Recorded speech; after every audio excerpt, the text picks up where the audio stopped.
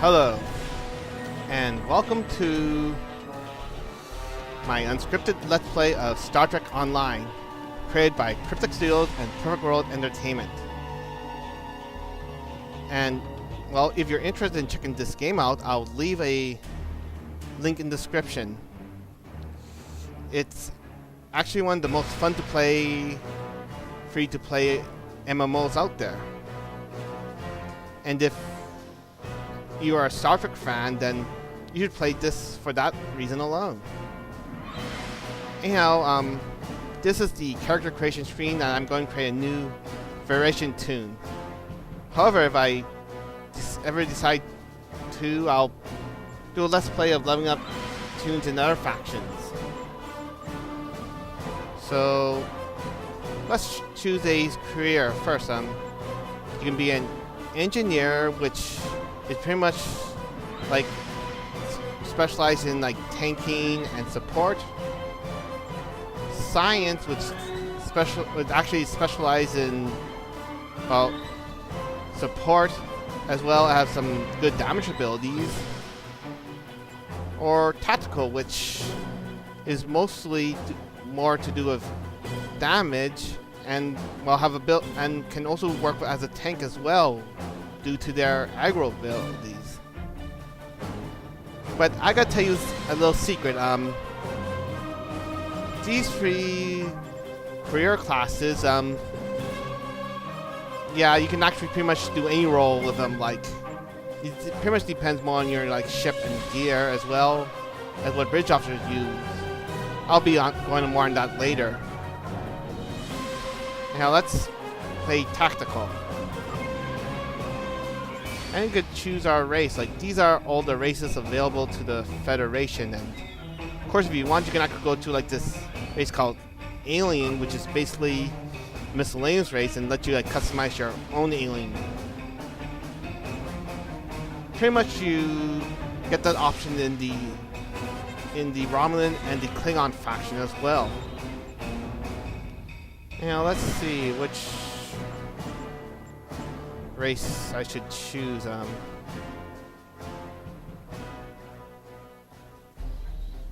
Okay. Yeah.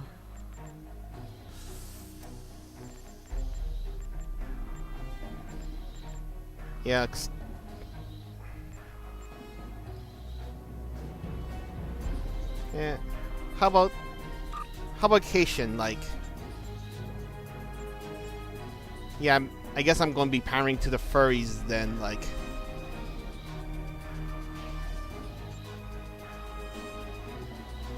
so, and of course, like here you can choose like your character's gender. Like this, you can go female, right here, or a male. Actually, I think I got an idea. How about go for female? Actually, like I wanted to like make a level up Cation toon as a tribute to my cat who last year passed away. Mostly because I actually made a KDF toon in tribute to my other cat that passed away the year before. Well, so let's go to like customize the appearance. Now this is basically like sort of like templates of what uniforms you can use. Like you can choose like one from that you've seen like in the TV show. Like this is like this here are the uniforms that appeared in the final episode of The Next Generation, where they are taken to a possible future. Or you can go for the Deep Space Nine uniform.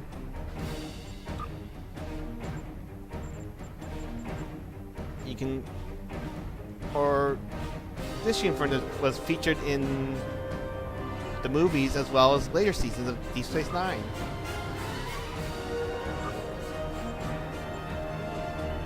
Or you can go for like their current canon uniform,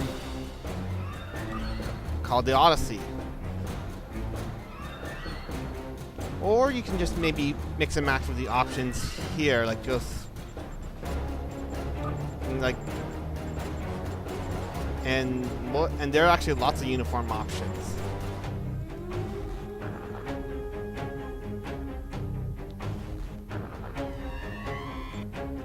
And you can go for like templates of face here, or you can just go to the head customization and sort of fine tune it here.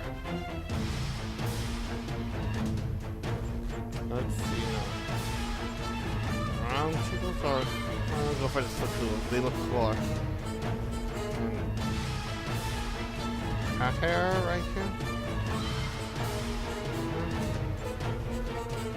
A cat hawk.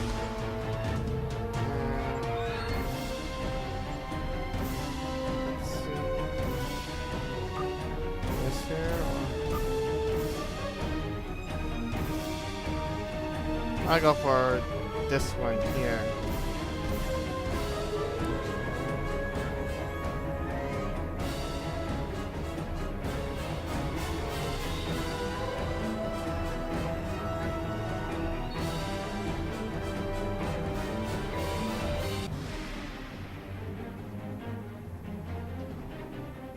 Yeah. I might as well like maybe just do some rambling around like about the race I'm playing. Like one thing you should know, like the Cation wasn't created by Cryptic Studios just to pander to like potential to furries out there, but it was actually a race that's in Star Trek canon, though would have very small appearances. Like I think like the only major known Cation was a character called Merez, who was a reoccurring character in the animated series. They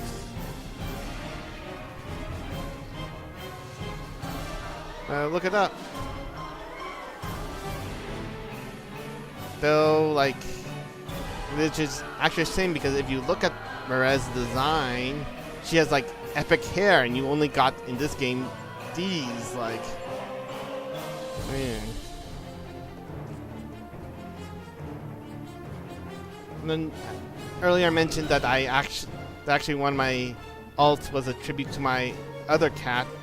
Well, on the Klingon Empire side, they also have a cat race called the Ferocins, which actually there's actually a long backstory between them, saying that the Frost and the Cations used to be the same race, but for so many years ago they split up. Not exactly sure the story. Like, who knows? Maybe they have like a holy war over the colors of the hats or something like that.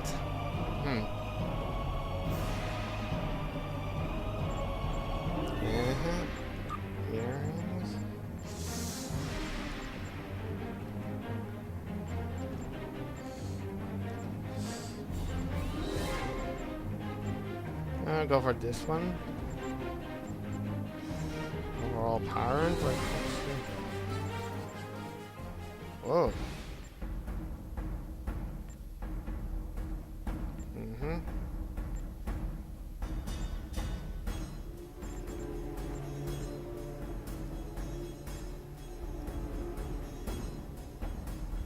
That looks awesome. Let's see.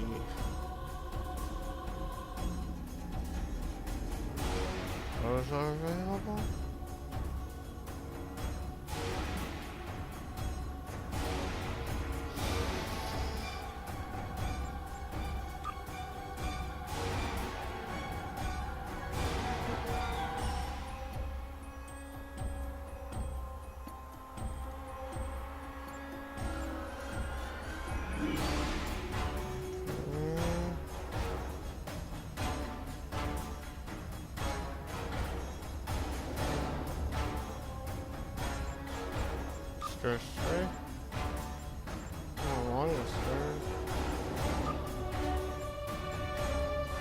Okay, that looks cool.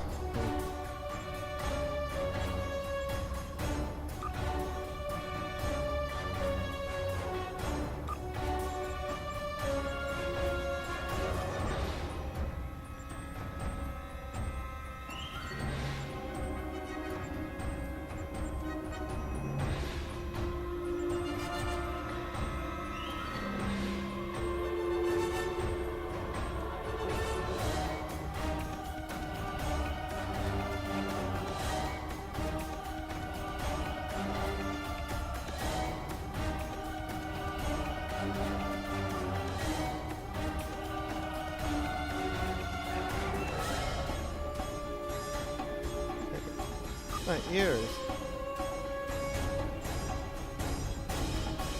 I think this one looks cool.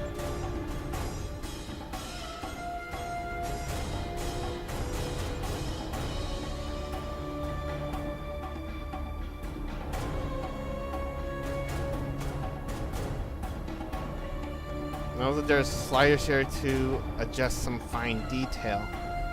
Like,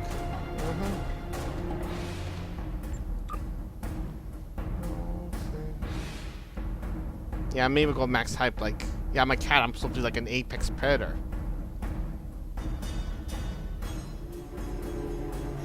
So I guess I should at least look somewhat intimidating.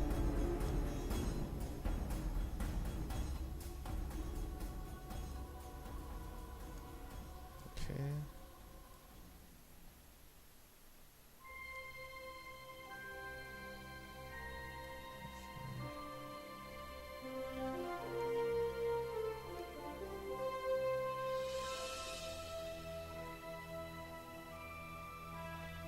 Alpha.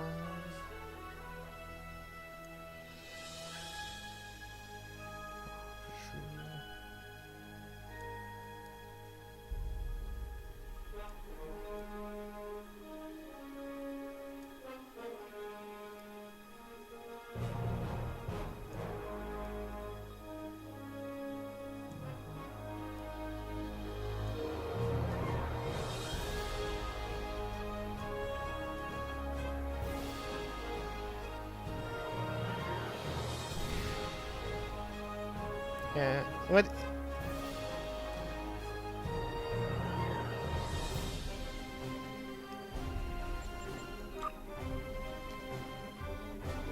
Okay, and oh, this is the body customization.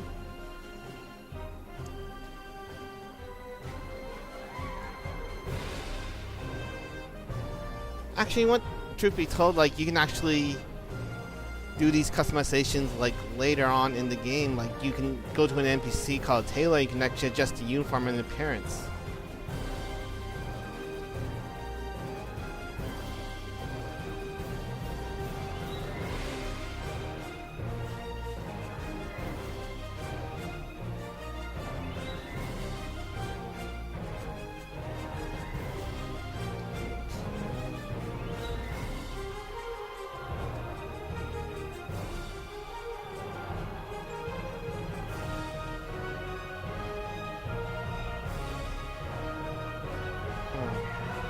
Oh yeah, bus size, like.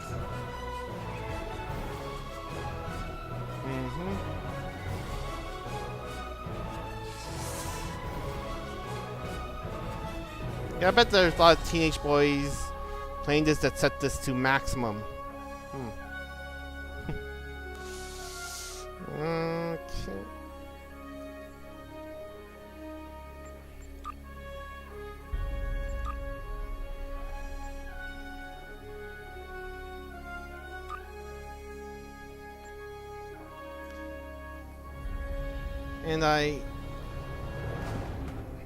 And now I can name your captain. Well, I did say I'm going to make her in a tribute to one of my cats, so I should make her name inspired by my cat.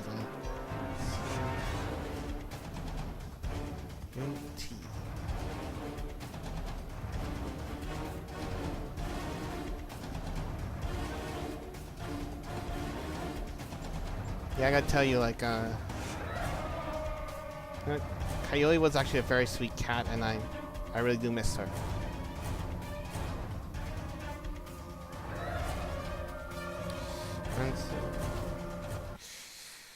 Okay.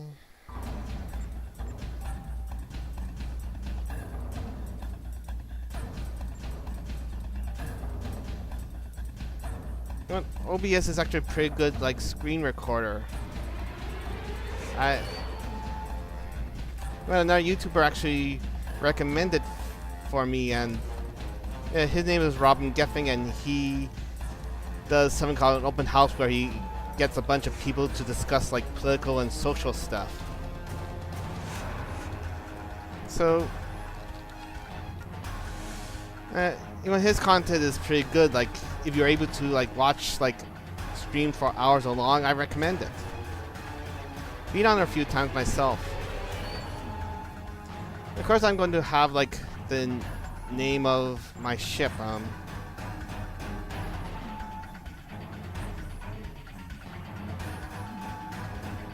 You can also like randomize it from like a random generator, like. Or maybe to go with my cat thing. How about the links?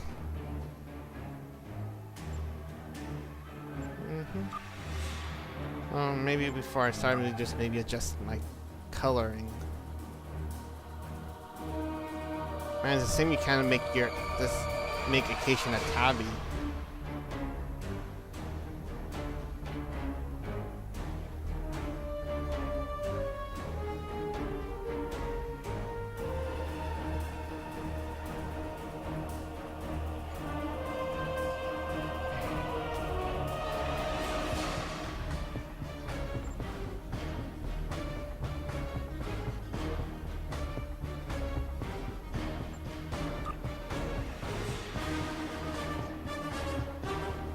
Now engage and watch the beginning cinematic that pretty much explains everything up to that point. Narrated by, well, okay, for any Trekkie, you'll probably get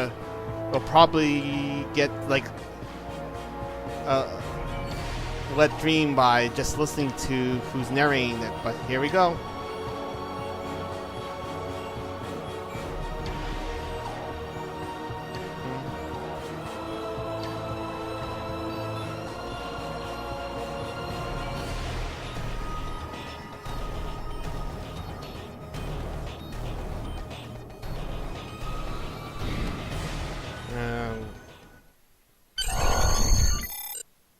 Oh yeah, this is actually not.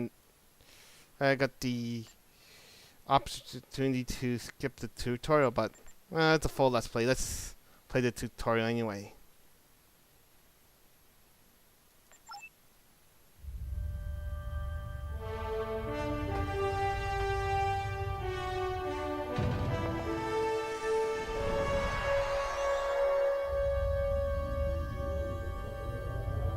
After I left Starfleet, I made it my life's work to reunite the Romulans with their Vulcan brothers.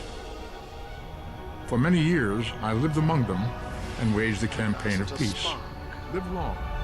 21 years ago, the star of the Hobus system went supernova and sent a wave of devastation across the quadrant.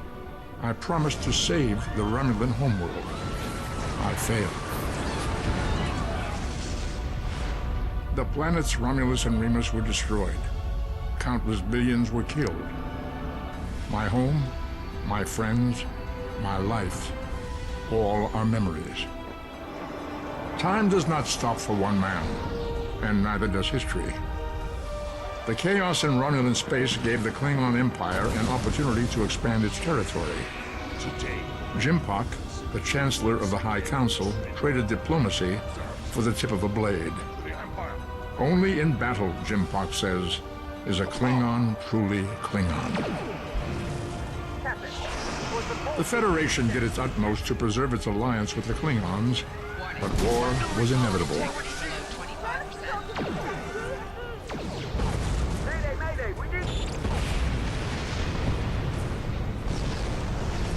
The Romulans want revenge for their lost world. The Dominion is rebuilding its forces. Now the Borg have reappeared, and the Alpha Quadrant balances on the edge of ruin. Warning, ship is under attack. The fate of the galaxy rests in your hands. Keep firing! That is awesome.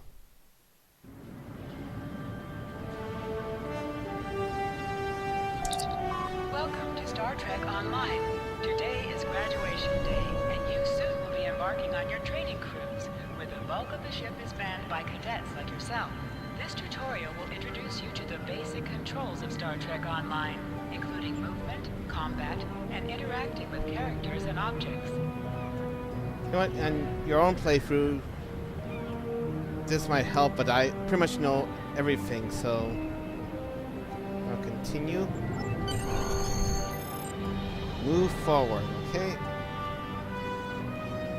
People you can interact with have icons above their heads. You can press the interaction key, default F, to talk with them. Let's disable help pop-ups, okay. Talk to Cadet Elsa Flores. Finally! I was beginning to think you forgot what today was. How could I? You remind me every day for the past month. Do you get your assignment?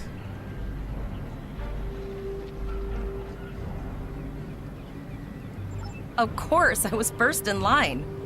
Oh, before I forget, I think Rasky is just ahead. He wanted to thank you for helping him cram for the astrometrics final. Okay, so talk to Cadet Rasky. Yeah, I'd like to say about a few things about the beginning cinematics, like the first part about destruction of Romulus. Well, actually, that's actually linked towards the 29 Star Trek reboot movie, where it's pretty much the story of when the Hoba supernova destroyed Romulus. I'm going rambling, but yeah, basically that's the story of how the older Spock and Nero went back in time. It actually turned out to be like a alternate timeline sort of thing and started the plot of the 29 movie. While this game actually continues the story of the Prime timeline. And since then, you can kind of see things go to shit like the alliance between the Federation and Klingon Empire has dissolved.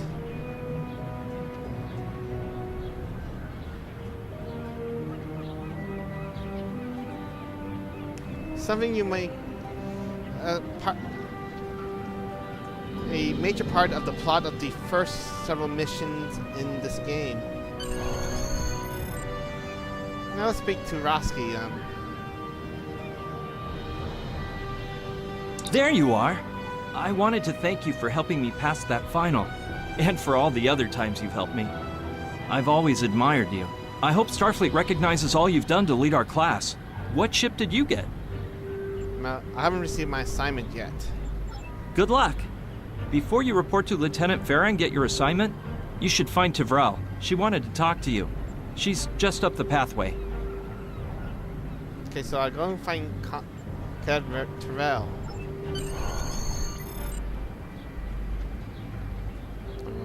Alright.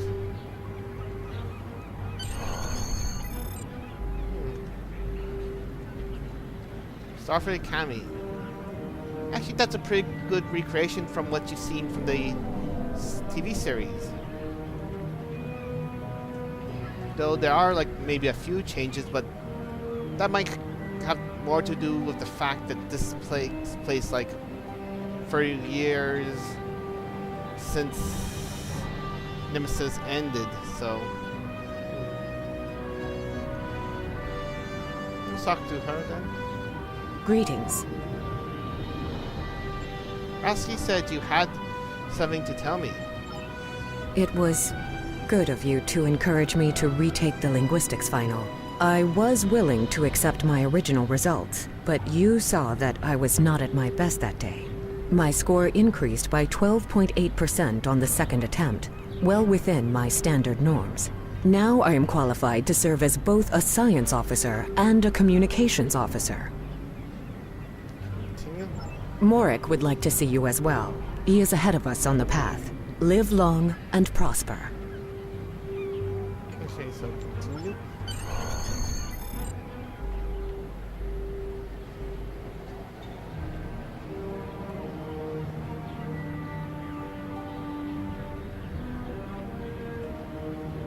let's speak to this guy right here. There you are. Getting excited yet? Once we finish our training cruise, we'll all be full-fledged ensigns. The buzz is, Captain Taggart hasn't named all of his senior staff yet. From what I heard, the advanced phaser training simulation is tripping people up. Get your training assignment from Lieutenant Frog. Okay, thanks. Okay, let's see. This is like on my. This is like my basic like interface for my character, and well, see, there's not much like just like personal shields. Well, I think like. Yeah, I bet like so many registrars wish they had personal shields. Of course, like the representatives go like late in the game. However, the event like it does. I've like unlocked a few things that are account wide, which is pretty cool.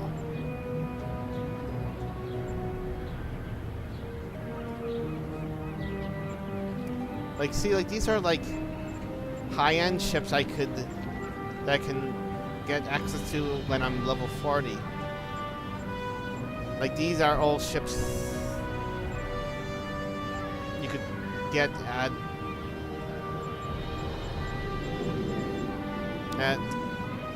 from like special events that are count-wide. Alternatively, you could get free ships or buy or get access to them by their send store. Like, however, I gotta tell you, like, see, you do have to pay real money, but the thing is, like, let me show, like, if you actually watch them one tune, like, you can actually unlock it and lock it on all tunes and can claim it for free. So basically, so here you can only have to like buy a ship one time, and you can play with it on every tune.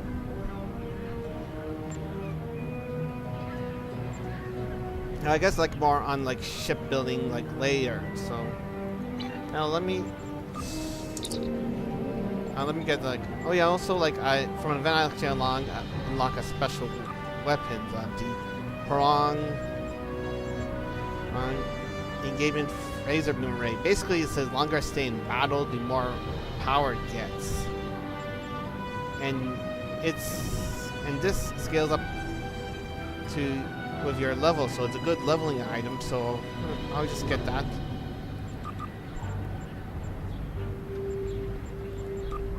The cropper is you can only have like one of these items on the ship, so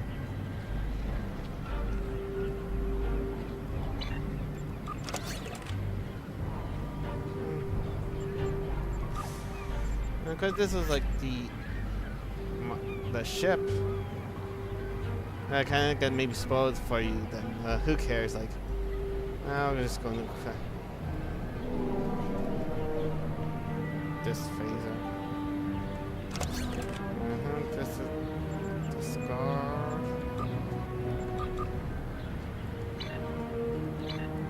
Well, let's enough of like fooling around. Let's talk to Farah.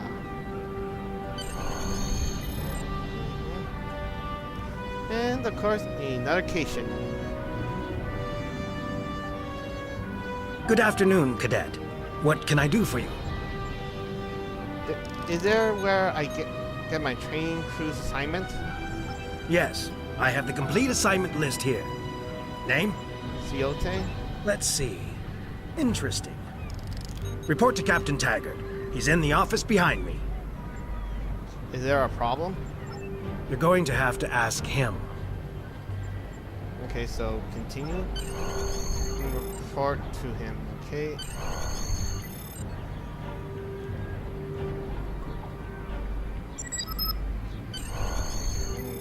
Come.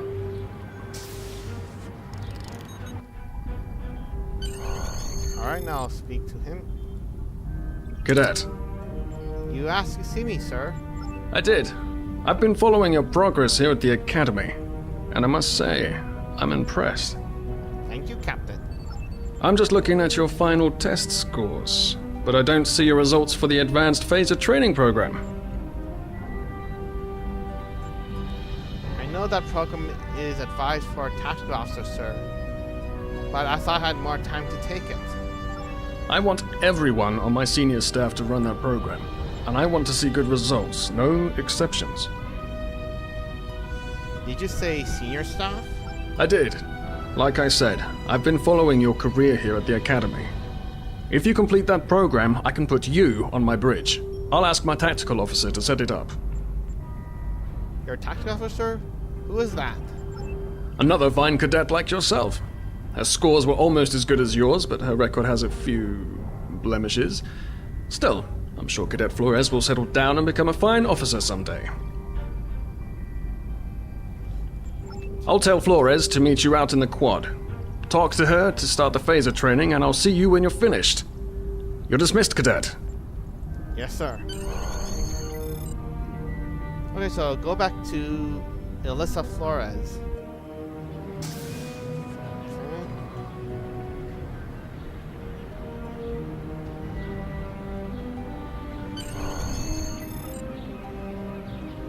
Talk to Cadet Flores. I got the tactical officer spot. Just what I wanted. Where'd you end up? Captain say he wants me on the senior staff, but I have to pass the advanced phaser training first. You never did that? I thought you were Miss Extra Credit. Everyone knows that Captain Taggart expects all his top people to pass that program. Now you tell me? Don't worry, you'll do fine. Come on, I'll take you to the holodeck and set it up. Lead the way. Seems most of our class ended up on Captain Taggart's ship. Okay, it doesn't look like a lag.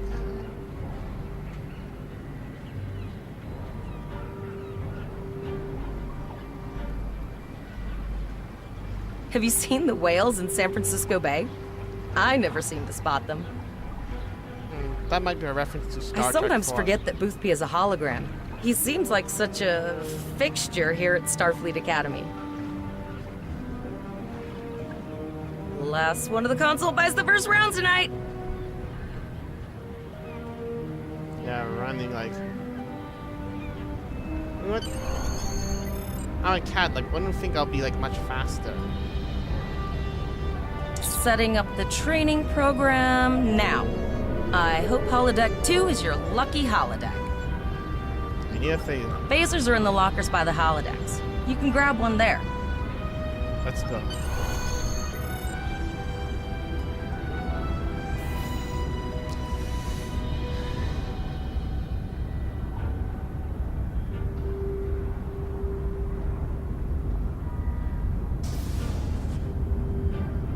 Okay, this is it, so get pistol. Wait. Okay, so guess it automatically. Oh, that's pretty cool. Forgot it automatically equips. So.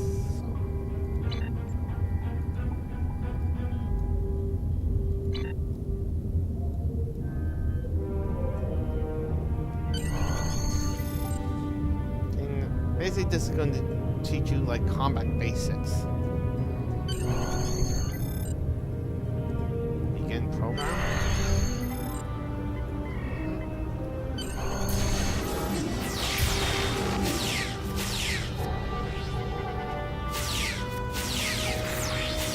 This is a stun pencil. Basically, if you fire the secondary mode, it temporarily stuns an enemy. Okay, so exit holodeck.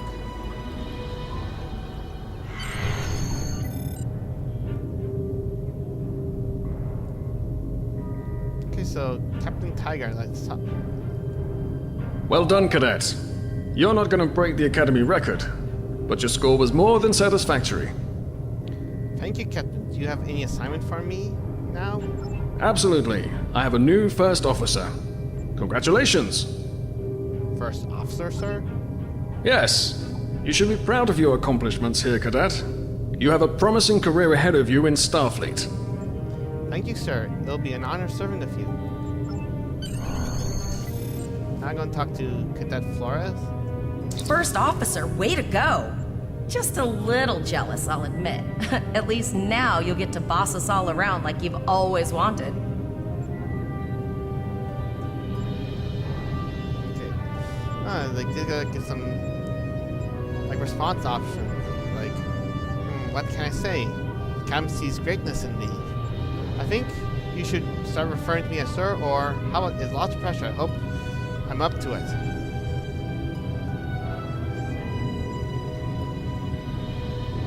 I guess I'll go over that one, like. Yes, sir. Right away, sir. May I get you a Ractagino, sir? Haha, very funny, Flores. I mean, very funny, Cadet. You'll do great. But we should head up to the shuttle bay. Everyone else is waiting there for the ceremonial send-off toast. Okay, so let's go to the shuttle bay.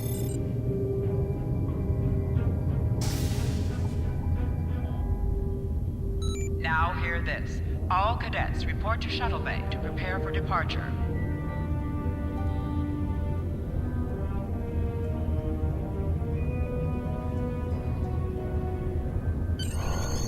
Turbo lift to the shuttle bay. Okay, all of the senior staff is waiting by the bar. I'm sure everyone's a bit nervous, this being our first real assignment and all. So, I'm expecting an inspiring speech out of you. Something heartwarming. Make Tavrel cry. This mission could just determine the rest of our careers. No pressure. I'll meet you over there. So basically make the toast to the rest of the senior staff.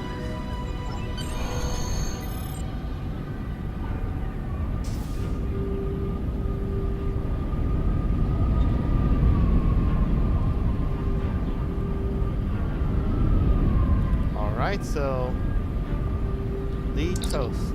So may I have everyone attention. Okay, so you have to be on like inspire cadet, indicate, or be humble. Let's go for inspire. We are the senior staff of the USS Lynx. Each and every one of us has trained for the task at hand. We are ready. Now let's continue the hardening the cadets. I have the utmost faith in each of you. You're the best that the Academy has, and together we can do anything.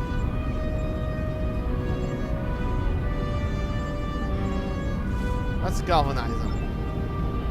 But we will go forth boldly like Starfleet has trained us, putting us everything we learned here. To Starfleet Academy, to the USS Lynx, to her crew. Raise a glass of 2409. All cadets, please board your shuttles.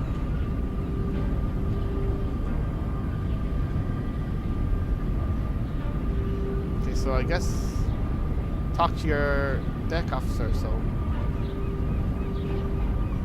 my assistant of the ship is Captain expects information communication. Alright, I'm gonna go there. Like, okay, now I see this shows like NPC chat. Like, I'm kind of wondering why they didn't like voice over that part. Like, anyhow, chat with the other cadet. My assistant is the acting chief of engineer. All those months I've studying Miranda tactical manuals are about to pay off. Now chat with another cadet. I'm assigned to a security chief.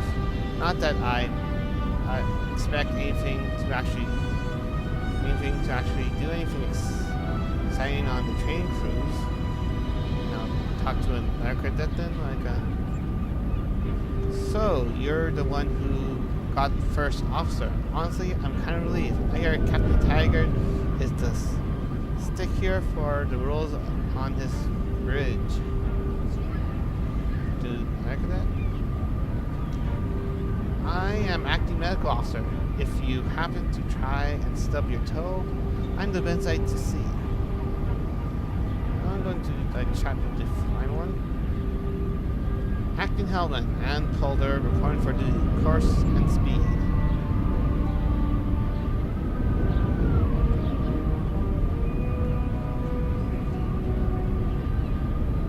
Alright, so I guess it's time to board our shuttles and start another cutscene. Are you ready to head to the ship? Let's go.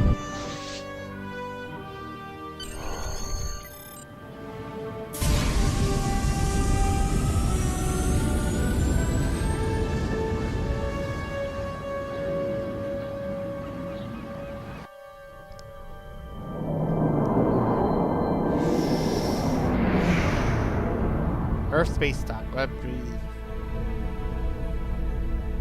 I can't believe we're finally doing this. Oh, look at that.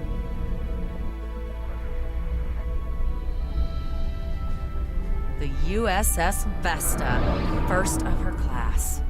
She's got subsystem targeting, a crew of 750, auxiliary phaser cannons, and even a quantum field focus controller. I can't wait to captain one someday. But here's our ship.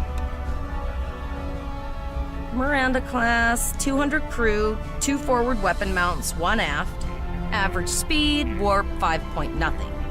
She's a tough little ship, though. I think I like her. We're the final shuttle to arrive. We need to get to the bridge.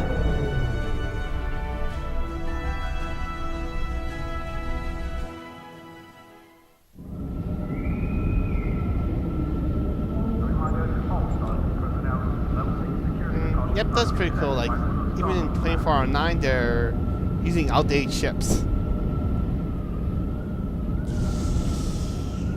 Yeah. Okay, now let's talk to Elsa. I'm going to check in and then head for the bridge. See you there. Continue. Okay, talk to 3 officers in Shuttle Bay.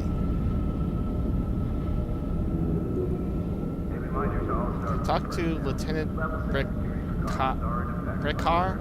Okay. Name and position? Okay, Cadet Ciote, acting first officer. I have your record right here, sir. Welcome to the ship. Where's the captain? Captain Taggart is waiting for you on the bridge. Use the turbo lift behind me. It will take you directly there. Okay, continue.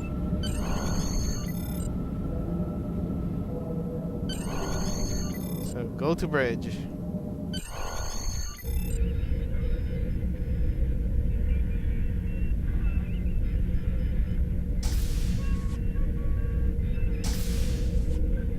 Now to speak to Captain Taggart.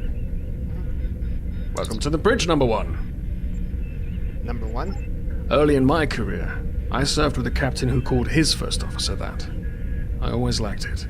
As my number 1, I expect you to ensure my orders are carried out, and to advise me on the best course of action in any situation. Yeah, this strongly implies that Taggart once served under Captain Picard.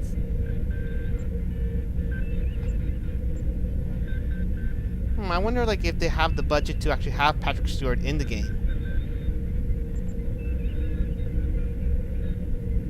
Continue. But first, we need to get out of dry dock, get clearance from control, and close the shuttle bay doors. Then disable the tractor moorings.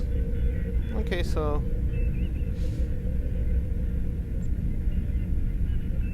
gotta give my orders, like... Travel, get clearance from traffic control, or the links to leave the gantry. Earth traffic control has cleared us to depart, sir. So continue. Very good, number 1. And Flores, send a signal to close the shuttle bay doors. Shuttle bay doors are closed, sir. Continue. Very good, number 1. Porter, wait for me to disable the tractor moorings.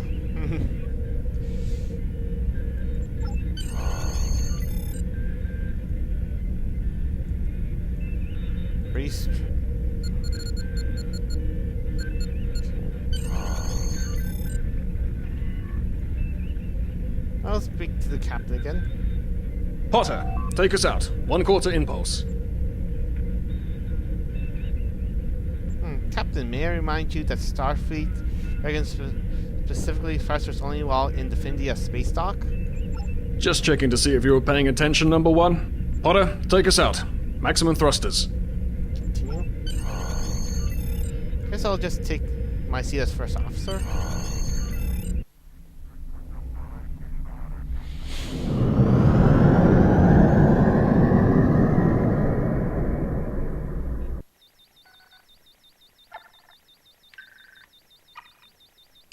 Cleared from dry dock, Captain. Good. Let's start with something easy. Set course for Vulcan. Course lead in, sir. Engage.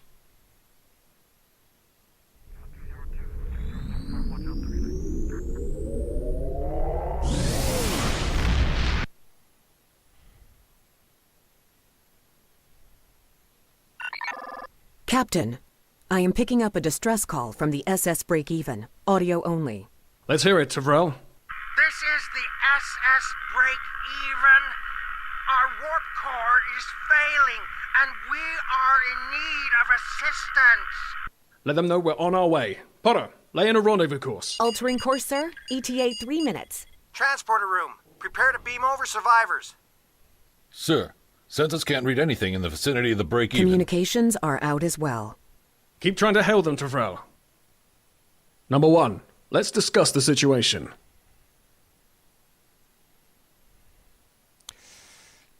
Okay. You heard the distress call, number 1. What do you think we should do? Is this a tester part of the training cruise? Absolutely not. We're the closest ship to the break-even, so it's our duty to assist. It is strange that the transmission was audio only. A warp core emergency shouldn't affect communications. Actually, on a side note, like, the way he was talking sounds like that it's staged, so...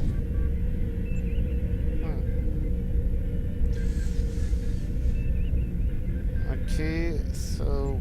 Good. What do you advise? Right. Good. What do you advise? Looking at, these are the options. Like, I recommend we go to red alert, full power to weapons, and load photon torpedoes. Shields up. Better be safe than sorry. We need information before we get there. I recommend scanning an hour to see what exactly the situation is. Okay, so...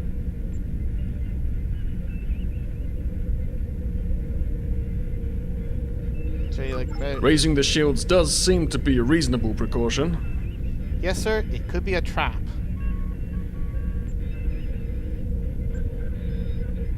Man, the internet has definitely changed the meaning of trap. Okay. Anyhow, like... I agree. Flores, raise shields.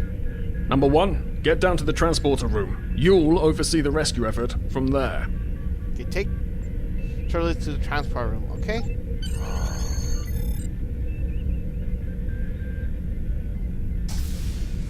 So go to transport deck.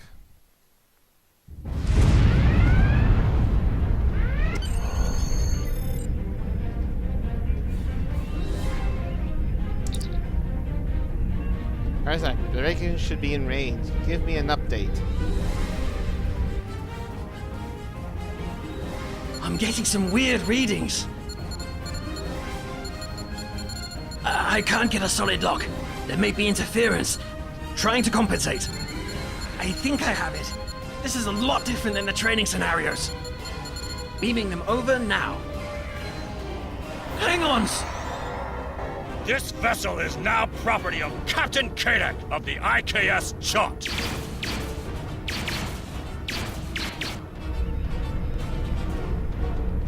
Rorschach, come in. What happened? Rorschach. Stop! Security is reporting disruptive fire in the transporter room, and Klingon transporter signatures are showing up all over the ship. They're boarding us. Yeah, it was pretty obvious it was a trap from the beginning, so... now what can I do to help? You have the command codes to unlock an armory near your position. Arm yourself, and any security team members you find. Ooh. Guess that means get a bigger weapon. What about the enemy ship, sir? We still have weapons. I'll do what I can. For now, I need you to concentrate on getting those Klingons off my ship. Taggart out. Okay, repel Klingon invaders. Yes, sir.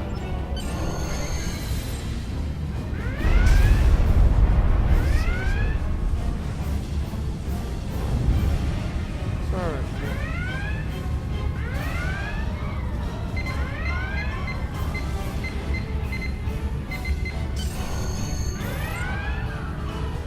Alright, so get a rifle.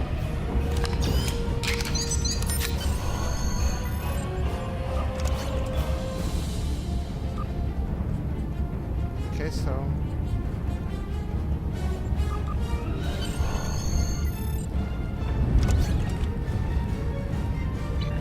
okay.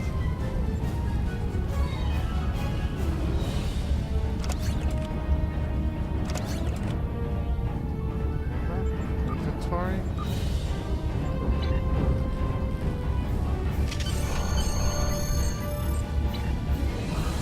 Right. The traditional red shirt death.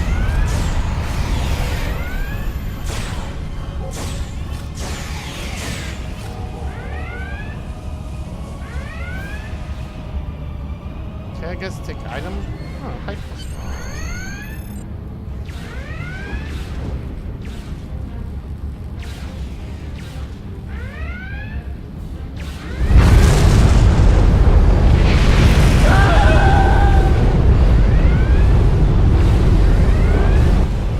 Whoa.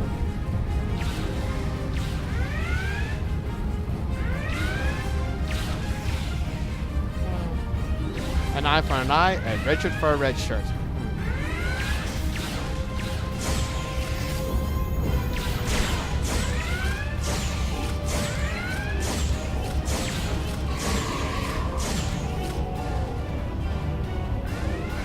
Alright, now let's see here. I guess he did survive that. 9 lives, I guess.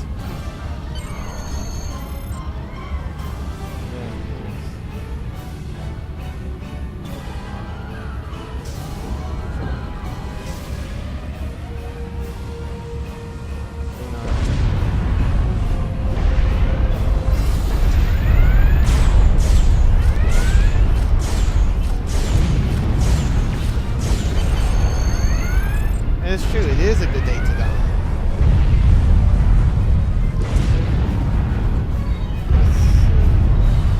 Number 1, we're doing our best to cripple this Klingon marauder, but I need your help. Time to show off that academy training. Okay, in some missions you have, like, clear specific goals, and so I'm going to do with the tactical one, like, I know how to improve the ship's weapons. I'm not sure why they give that, show the other options, even though you can't select them, so. Triple lift.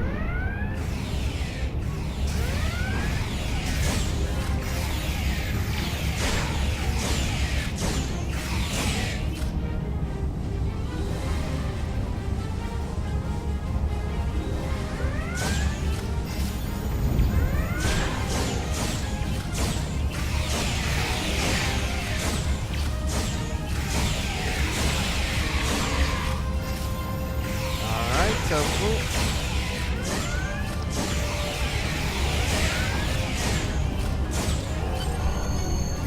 Okay,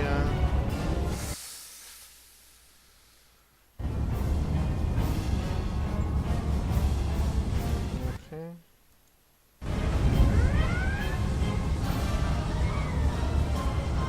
Reach door.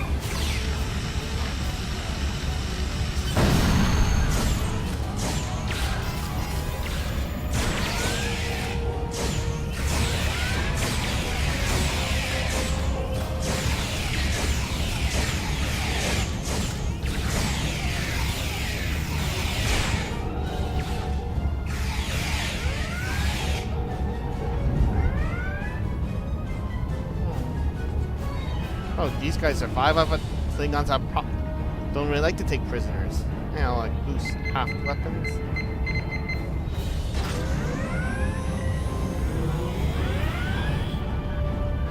Torpedoes, so boost them.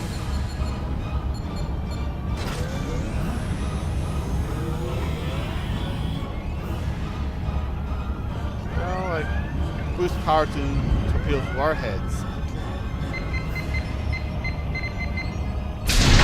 Number 1, we've got hindered up here and the Klingons could send a boarding party at any time.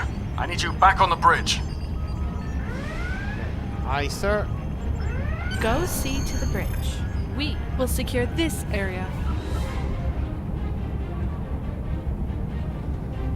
Man, like, that girl kind of have a very neutral sounding voice for what's going on, like.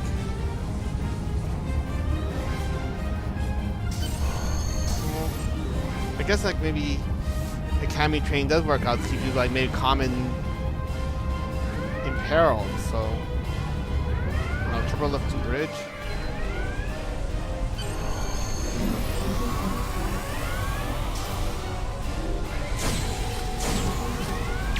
Great, they kidnapped the captain. Oh. Flanking damage detected. Shield losing power. Take that.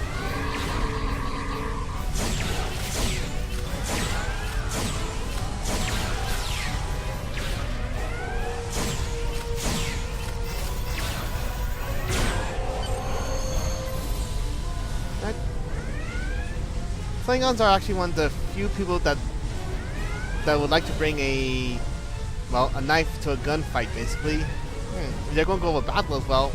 Hey, I'm a cat. I could just use my teeth and claws and rip their face off. Well, I should treat the wounded crewman like.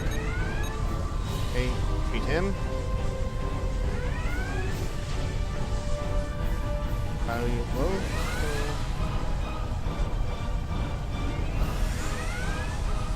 Now going to heal this cadet.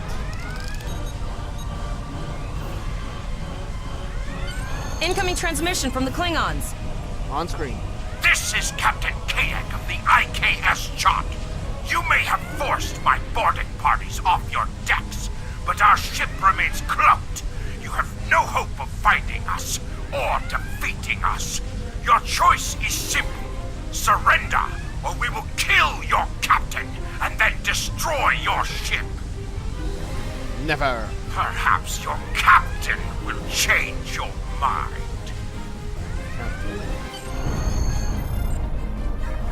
Order your crew to surrender, Captain, or I will blow them out of the sky. It's your choice, Captain. Do you want these children to die? Very well. Number 1. You are now the captain of the ship. Your orders... Your orders are to lock onto my combat and fire!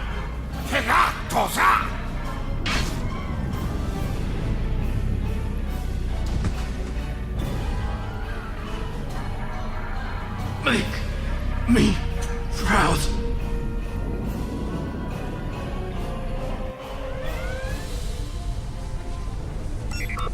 We have target lock, Captain.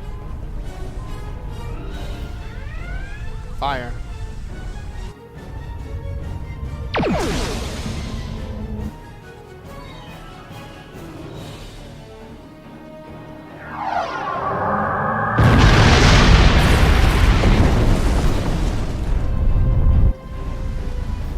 Direct hit! Castles and all deck! Shields! Shields! Fire all weapons! Weapons and shields are offline! Cloak and begin repairs! We've lost their signal. What now?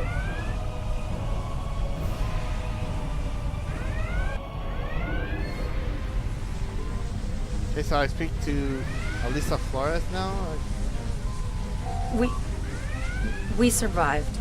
But the Captain Taggart knew what would happen.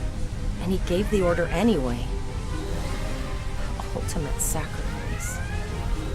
one that we all might call to make someday. He trusted you to take command.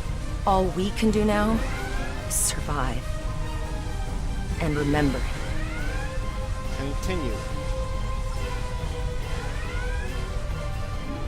Alright, so take the... Alright, now take the captain's seat. Now I'm the captain of the USS Lynx.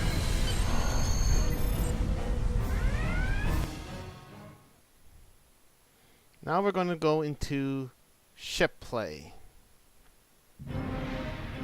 I got a new bridge officer. Basically, bridge officers, they can slot them onto your ships to have them do abilities. And also, like, well, and go on away missions with you as extra backup. Okay. So, I'll talk to first officer. All decks reporting in, sir. We took some casualties, and sickbay is full. All ship systems have taken some damage, but some are worse than others. Life support is stable, but anything else could be an issue. Okay, Darrell, send distress call. I have been trying to get a distress call out, Captain, but something is jamming all frequencies. Keep trying. Elisa, what's the status of the Klingon ship? She's still cloaked, but I think she took some real damage. We're in rough shape too, Captain. Okay, Zara, damage report? Still running diagnostics, sir. Took us some time to get the systems back online. What about the break-even hail then? Hailing the break-even now, Captain. SS break-even, this is Starfleet vessel USS Lynx. What is your status? Oh, hello, Starfleet. No hard feelings, right? I had to send that distress signal. If I didn't, that crazy Klingon was going to blow my ship into space junk. And, because Starfleet's always ready to help and all, could you help me repair my ship? I'm grateful for all you've done to save my ship and cargo already. But the sooner I can get out of here, the sooner I'll be safe from K-Deck. See what I can do. Okay, so...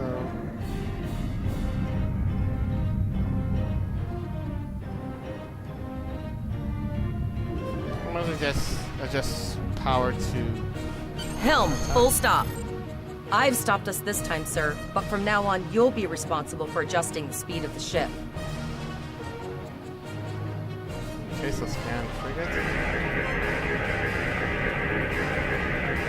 Looks like she just needs 3 or 4 warp induction coils. We have plenty of those to spare. Just repair.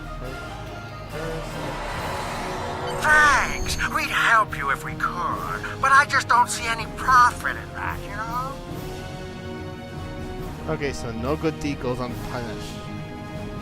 Well, looks like we're on our own. At least they said thank you, I guess. About that cloaked ship full of Klingons? Sarva, do you have any damage report? Almost done, Captain. Level 2 diagnostics shows that almost all of the plasma injectors are damaged beyond repair. Do you have any replacements? Not enough. Plasma injectors are made to withstand quite a beating, but I think the Klingons specifically sabotaged them when they boarded us. It's an easy way to cripple a ship. I'm installing what spares we have, but we're short 3 injectors. Without them, we can't go to war. Any ideas? We're not the first ship the Klingons have hit here.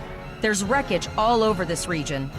I can scan the derelicts and see if any of them have intact plasma injectors. Do it. Scan for parts. Bingo! I found some suitable debris in the boneyard nearby. Destroy 3 of those nacelles, and we should get the parts we need.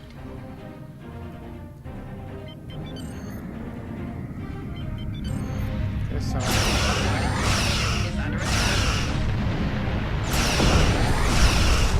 Digging through scraps left behind. Yeah, that guy's getting annoying.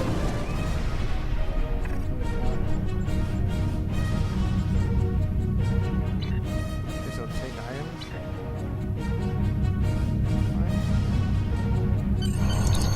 Plasma injectors will do the trick, sir. Gorgeous technology. Type R, if I had to guess. 3.7-liter flow put with shielded reservoirs and a drop flow induction coil. That's good, but remember the Klingons who want us dead. I need you to try to work fast. You have your problems, I have mine.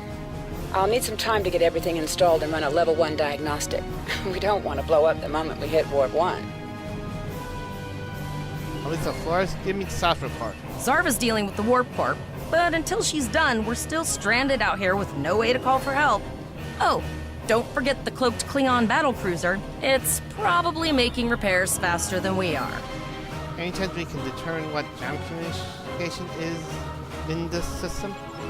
Of course we can. We're the class of 2409. Tivrel has been working with the engineers, and they've pinpointed the locations of several Klingon signal jammers. That's what blocked our communications during the ambush. I recommend that we destroy the jamming satellites. We'll be able to get a call out to Starfleet then. Sounds good.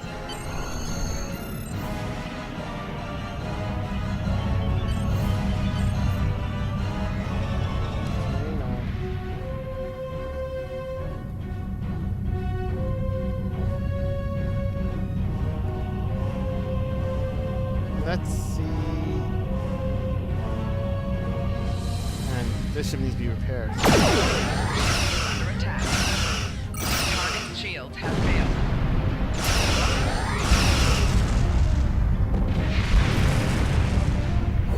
Nice shot. 2 more jamming satellites left. Okay. Let me show you something about bridge operability. Like this one has a torpedo high yield one, which boosts the damage on my torpedoes, and depending on what type of torpedoes, can actually do other effects. Here, let's show you. Warning. Ship is under attack. That's pretty awesome. I haven't forgotten about you.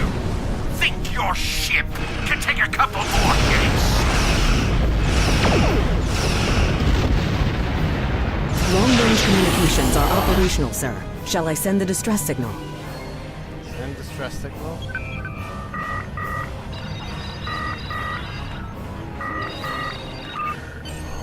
That Klingon ship took some real damage. I'll bet she's leaking plasma all over the place. We might be able to use that to find them.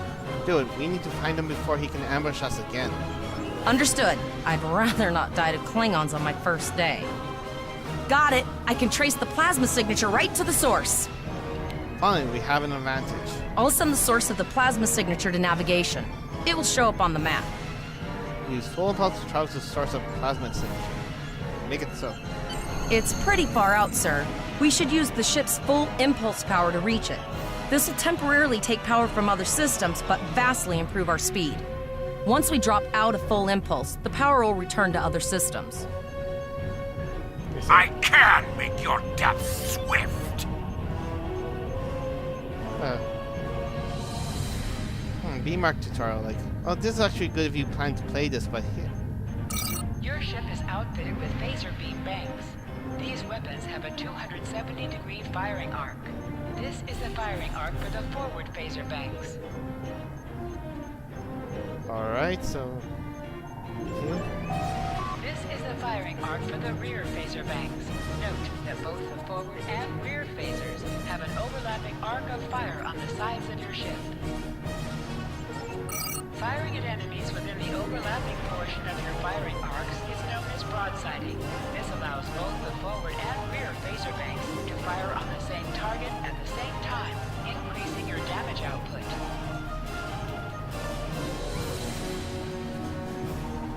Basically, they just taught you about like broadside, where there's a common method used by if you use beam arrays. However, there are other ways for combat, like if you go for like weapons with a more narrow firing arc, like dual beam bags or cannons. You can potentially do damage that as well, but mainly for ships with a higher turn rate, like escorts. You know, like, I guess I'll talk more about it later when we get to more high-end ships, so... Federation captains who prefer beanbag weapons favor the broadside technique and will often circle their target, keeping them within the broadside arc at all times. Good to know. So full impulse then?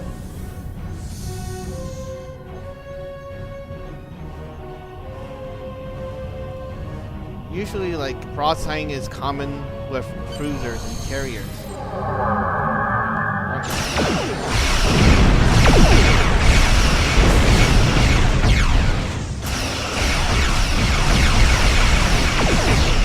So there are some experts that also work with broadside as well.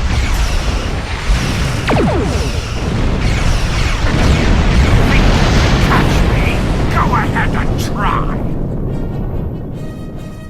Okay, pursue him. Okay. In fact, there are actually many like high-end ship builds that sort of like skip the torpedoes and go full rays. So I should tell you, like, engine weapons, they do pretty good on shields, and the main intention is to lower your shields. Any weapon and you burst down to torpedoes. There are some like builds that actually just do like pure torpedoes.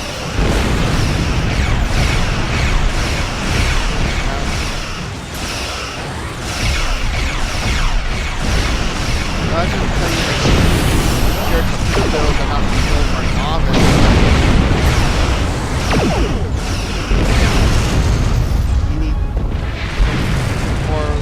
For experts, mostly.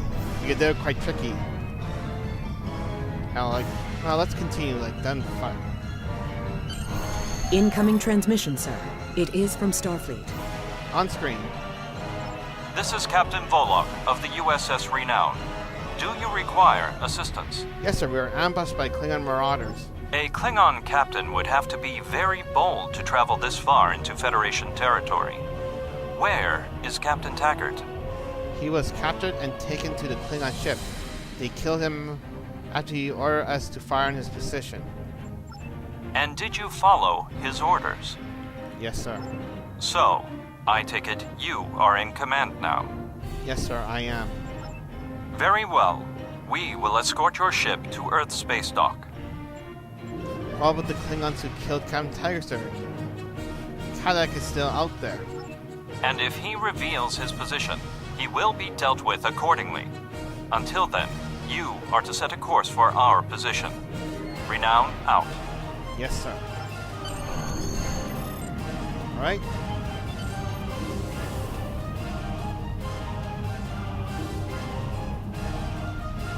Now let's go to the Renown.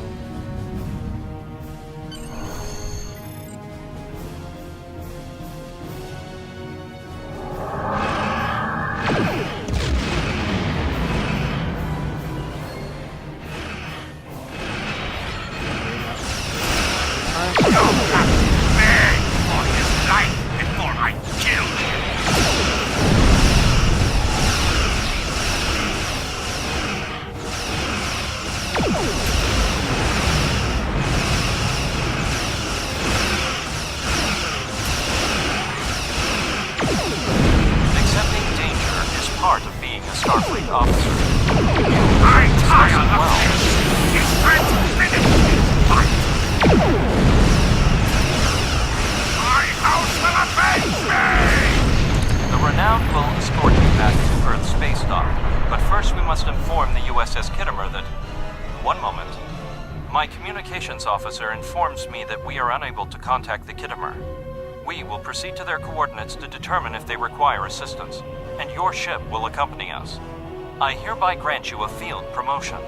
This will give you the proper authority over your crew, and final decision-making ability for your ship until we reach Earth Space Dock and report to Admiral Quinn. Okay, so I guess continue and I got deep reward and an engineering bridge officer. Okay, so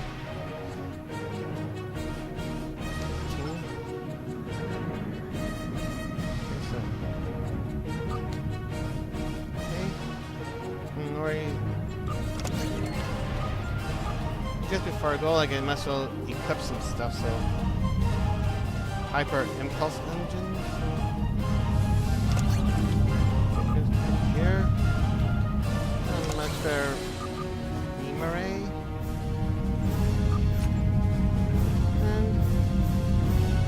And phaser splitter. And okay, so exit to sector space, then and we'll see the camera.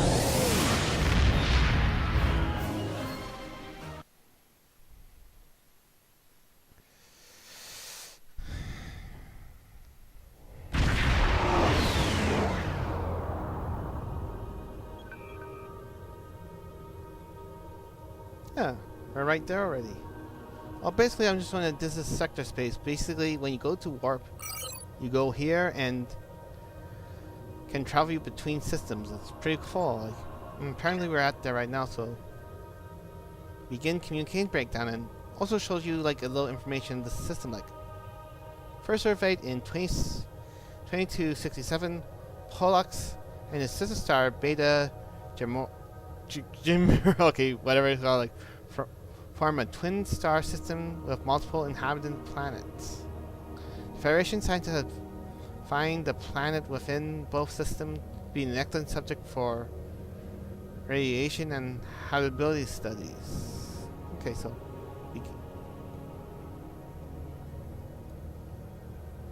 and these are my objectives. So investigate what happened to the USS Kittimer. Okay, so so I guess like hopefully won't experience like an insanely overpowered force bent on destruction of all life in the galaxy. So let's see now. Communications breakdown.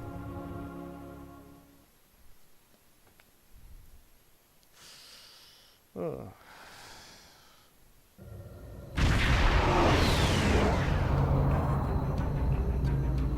We're here, Captain. The USS Kittimer is dead ahead, and the Renown is beside us. Our orders are to make contact with the Kittimer and find out why they've not responded to our hails. Very good. Set course to the Kittimer.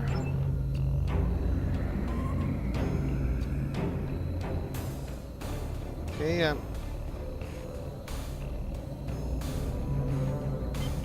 let's go full impulse. Hail the Kittimer.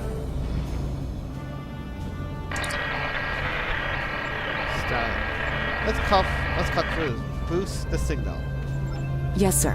I will require approximately 15 seconds to make the necessary adjustments. Understood. Ah, Captain Volon. Captain Taggart? What are you both doing here? Not Captain Taggart, sir. I am Commander Lynch. Captain Fullock ordered me to come with him to your location. Always good to follow the orders of your superior officers. Do you know what happened with your communications? These cadets were the unfortunate victims of a Klingon ambush. Captain Taggart is dead, and the ship is under the command of this cadet. The Renown was escorting them back to Earth's space dock, but when we could not raise the Kittimer, I deemed it imperative to alter our course and assess the situation. Captain Yim, what is your status? I'm troubled by the anomalies in this system, and if they're affecting long-range communications, then they're doubly a cause for concern. Let's do this by the numbers. We've already launched 9 probes. Now that they're active, we can do an in-depth scan of the anomalies. Continue. With all 3 ships collecting data, we should be able to complete this quickly and formulate a course of action. The Renown has the largest science team, so I recommend we send our data there for analysis. Any questions? No questions, sir. I'm confident and my crew is up to the task. You're quite confident for a cadet. You remind me a bit of myself when I was an ensign. Of course, I wasn't commanding a ship back then. Let's see how you perform before you start claiming that chair full time. Understood.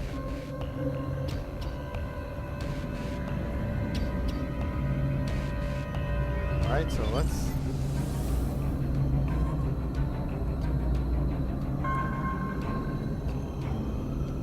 scan point alpha.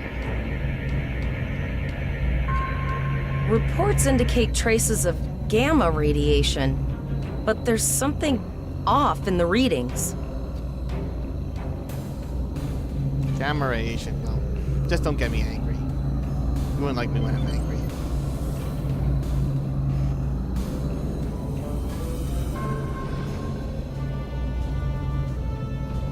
Actually, another interesting bit of trivia. Did you know, like, there was actually where comic books where they cross over Star Trek with the X-Men that take place in the Marvel universe? Other likelihood is that they'll probably not make a movie on it. Some kind of like copyright things and yeah, no, scan point beta.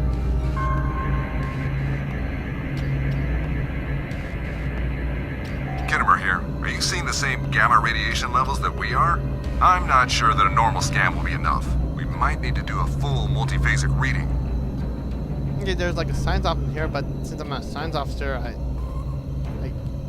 it's blotted out. So okay, we saw the same issue. How can we improve our findings?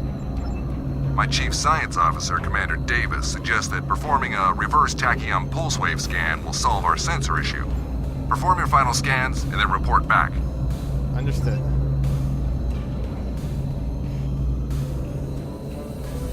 Scan point gamma. Okay.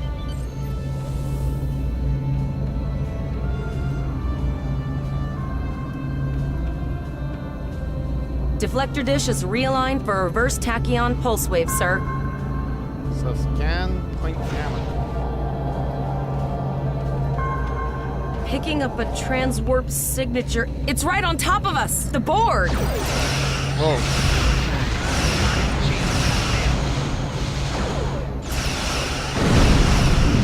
Okay, this first day as captain and then counted to 4. What else?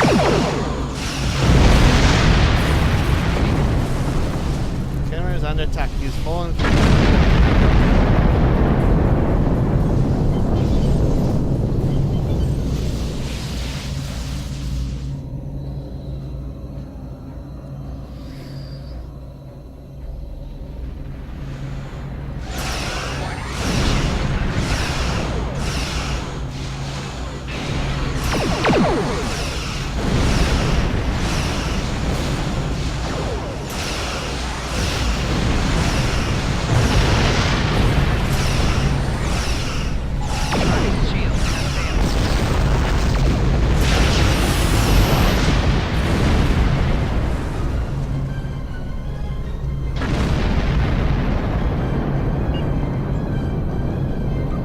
emergency medical hologram aboard the USS Kittimer.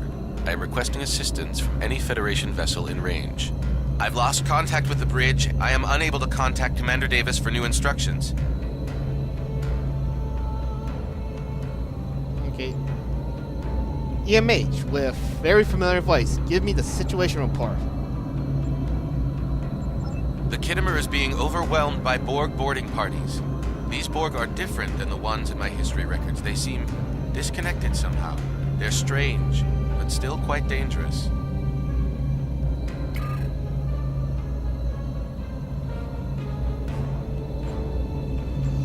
Can you hold on? Can you hold out on your own? We have a problem of our own to deal with.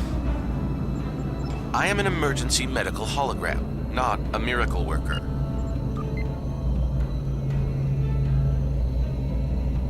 Man, that joke never gets old. Okay, so Captain Volok, what should we do? The Borg were brutally efficient on the Kittimer. The emergency medical hologram may be in command simply because no one else is fit to do so. The Borg have not been seen in the Alpha Quadrant in decades. Their arrival cannot simply be a coincidence. However, I hesitate to speculate without the full data from all of the probes. What do you need us to do? I will send teams to aid the Kittimer. You will have to finish the scans. We need to know the extent of the Borg presence here. You must also inform me if you or your crew are unable to continue. The Borg evoke a strong emotional response that can rattle even trained Starfleet officers. A crew of cadets that have already survived a Klingon attack may be unable to cope. Okay, so good idea. Flores, what is our status? We're scared. We all studied Admiral Janeway's Borg tactics, but no one thought we'd have to use them so soon. It's good that the Renown and Khitomer are here, but I know we need to be ready for the day when we're alone against the Collective. The counselors are already working with the crew. Do you want them to convey a message from you? Okay, let's see the option. No, we wasted enough time. We have to finish those scans. Tell them that we are a Starfleet officer and we don't have time to be afraid of the Borg. Yes, tell them that I will do everything I can to protect the ship and her crew from the Borg. Right? Understood. I'll tell the crew what you said and set a course for the next anomaly. If the Borg show up again, we'll be ready. Very good.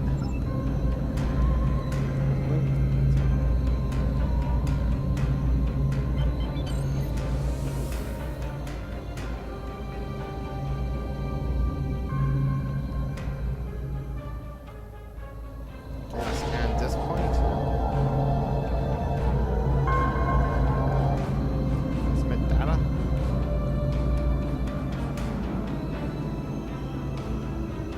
We have your data, and our science team is analyzing it now.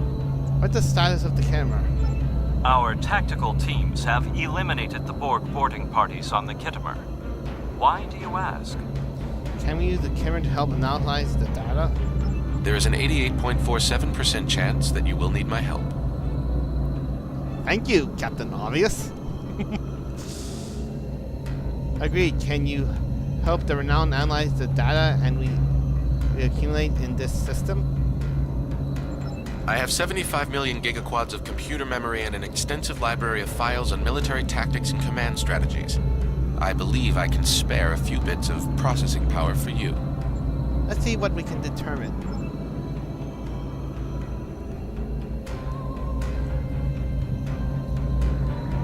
Or transverse to prepare your ship for combat.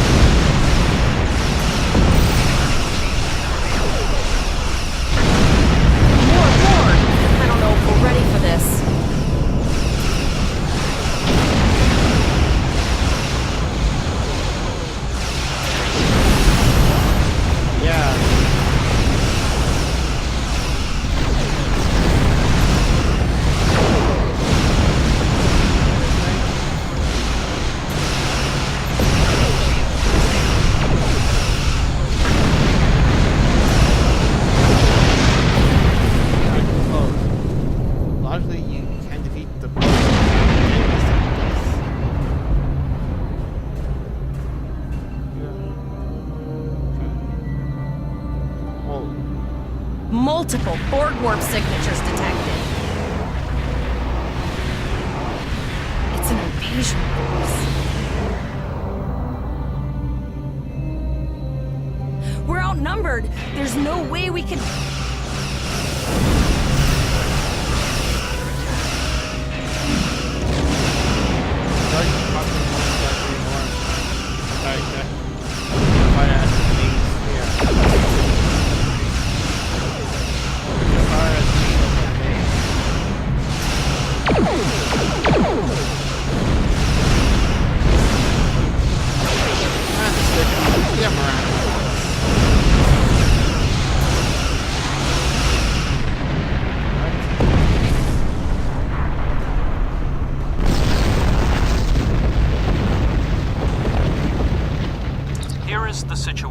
as we see it. The Borg are using the Pollux system as a staging area for a larger invasion. Long-range sensors are already detecting inbound transwarp signatures.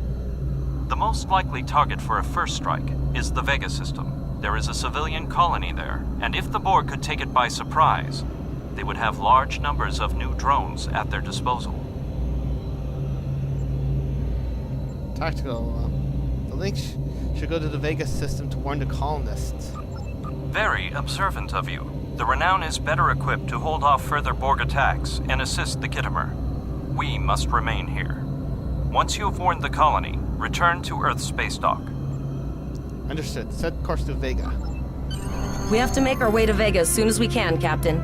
I just hope we're not too late to warn the colony. Are you ready to go? Depart system.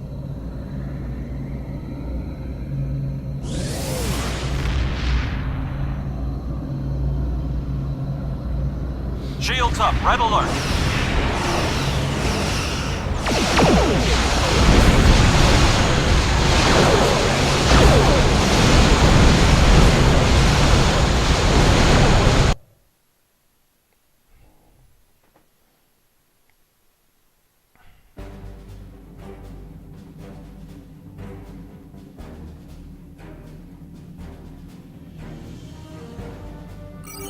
All right, now.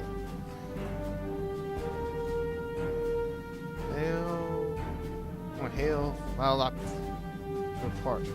It is imperative that you warn the colony at Vega of the impending attack. We will do what we can to hold off the Borg here in Vega and repair the Kittimer. Live long and prosper. All right, now we got some rewards here now. So there's a neutrino deflector array, photon, and a science console. Should increase seal generation rate. That's pretty cool. And Captain Power evasive maneuvers. Okay, so that's actually a good power. Get temporary boost your speed and turn rate. And bridge officers at Timid and oh wait. That's strange. Must be some kind of error because it says and because when you look at more detail, it says that that is called Travail. Okay, well, let's continue. Congratulations, Lieutenant. And I leveled up to rank Lieutenant. Sweet.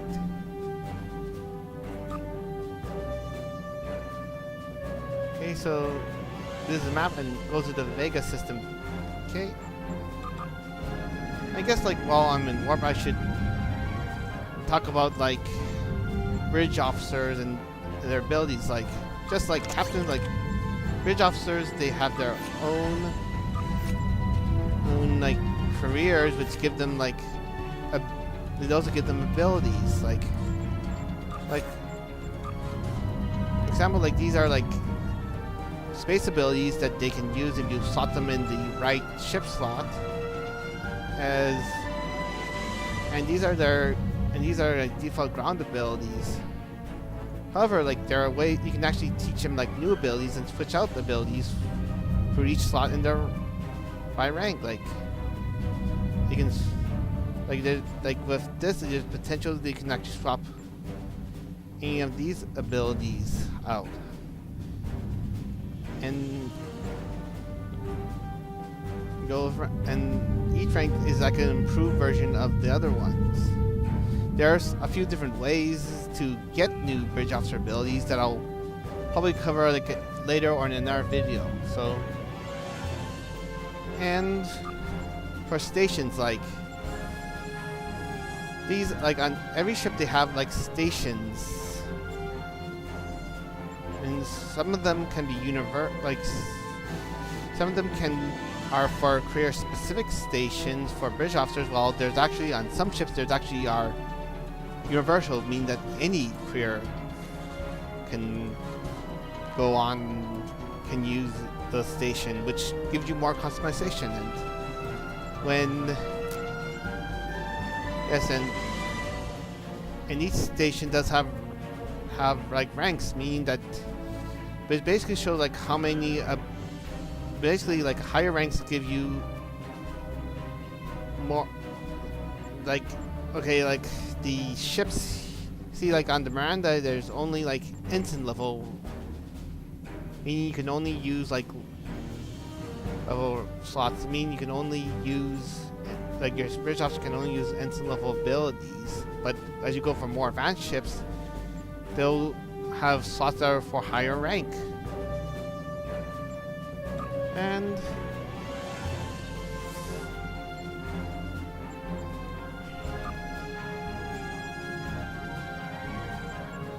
okay, which is pretty good. And also, like with bridge officers, that's like their captain. You can equip them with the same type of gear to boost their abilities in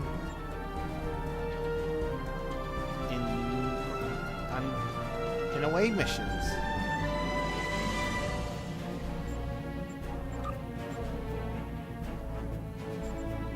Okay, now we're at Vega, so begin assimilation of the innocent. Okay, so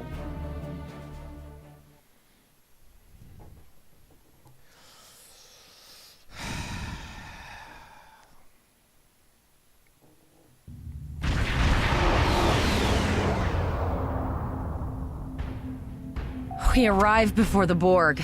Now my heart can start beating again. What are your orders, Captain? Hail the colonies. We have to warn them. Tivrel managed to establish a comm link with Willa Post, the administrator of Vega Colony. It's not a great signal, but it's the best we're gonna get. Putting her through now. Alright, on screen. Greetings, Captain. Is there something I can do for you today? The Borg are on their way to the system. You need to start evacuating. Repeat, please. Your signal is breaking up. Did you say the Borg? What about them? The Borg are on their way, Mayor. You have to evacuate. Tom, what is just happening? I have lost contact with Vega Colony, sir. Something is blocking all subspace signals in this area. Even our hails to the civilian ships are not getting through.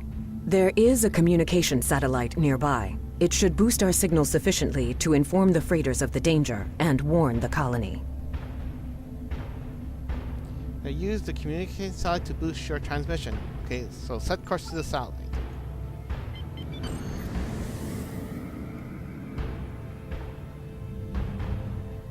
Okay, so long-range orbital relay.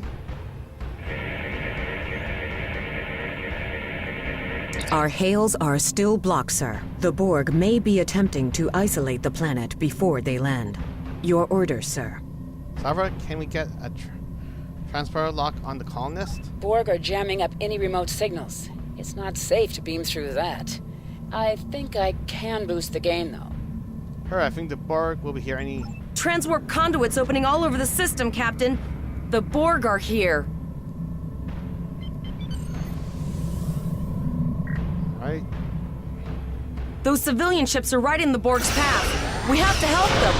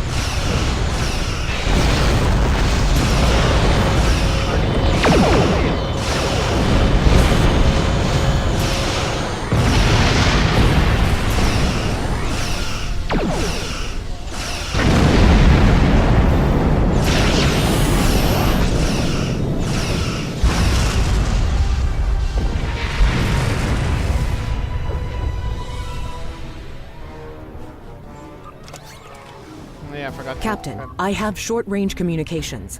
Long-range signals are still blocked. I can contact the planet and have informed Administrator Post of the situation.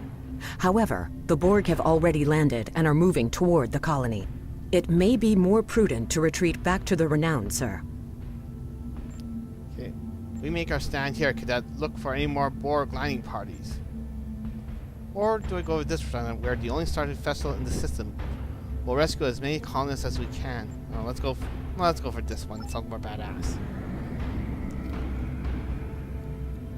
Borg landing craft detected nearby. Captain, there are civilian ships engaging them. Yeah, I guess it's time to equip.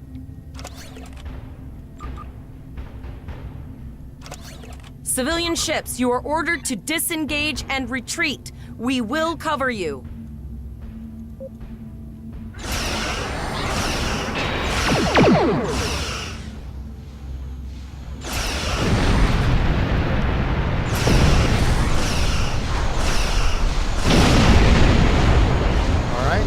All civilian ships have safely warped up the system, Captain.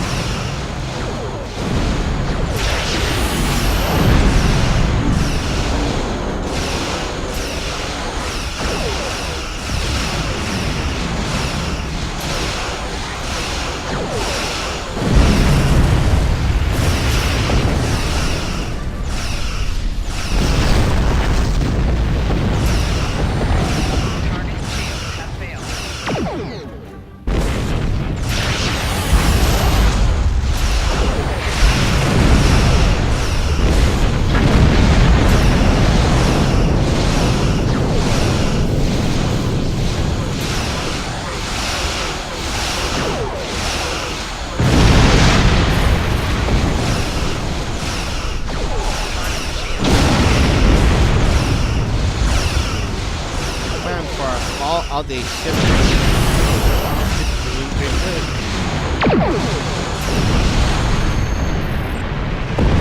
Act like complete. Holding the line. I did basically the achievements. They really don't do anything. They just kind of more like status points. Captain, the Borg have landed, and the colony won't be able to hold them off for long. I recommend beaming down to Vega and getting as many people out as we can. Okay, so beam down to the surface. And for some reason, fighting armies of the Borg, they only give me one other bridge officer. Huh. Very smart. Huh. Okay. And the thing about these loading screens is that they do give you like great images. Captain, according to our readings, over half the planet is already assimilated by the Borg. At the rate they're progressing, the region we're in will be overrun in roughly 1 hour.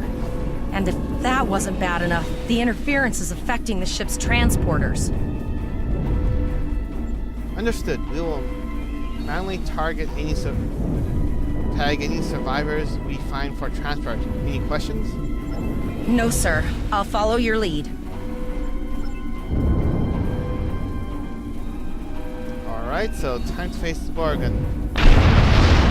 Oh yeah, your captain can switch between them by just pressing Z. Okay, so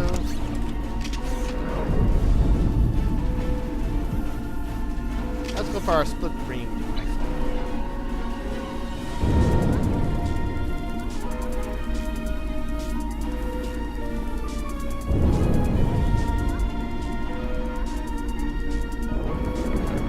That's one of those Borg ships from orbit. Are we too late? Those landing ships don't just carry drones. They can pump nanoprobes directly into the ground and the atmosphere. We need to hurry. The Borg will be in this area soon. Tag route G's for beam out. Okay.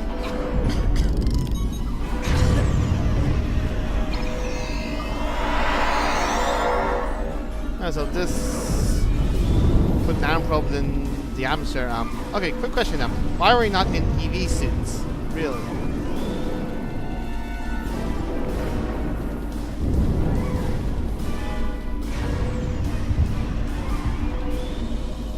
Actually, interesting note about the Borg, like, the Borg is probably like one of the most scary enemies in both in design and concept. But they're actually not original. Essentially, the Borg are the Cybermen from Doctor Who. Yeah,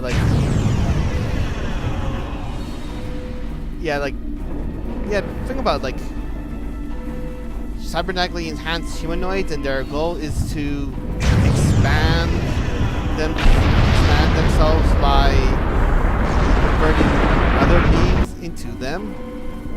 Yeah, that's the Cybermen.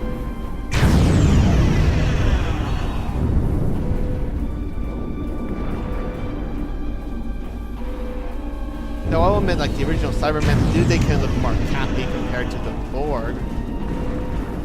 Okay.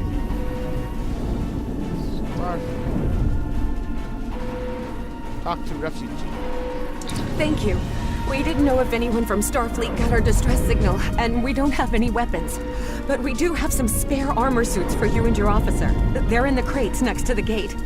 This code will open the gate. Please, Administrator Post and some of the others are still there. You have to save them. Take armor from crate, okay?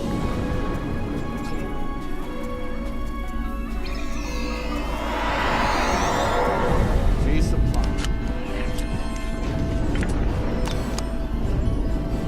Okay, there's... Press the U key to view your status, or the status of your ship and bridge officers. I already showed you that before, okay? There. Basically, armor, like shields, give you additional defenses, so... Put it right there, and we're going to give Flores some armor as well.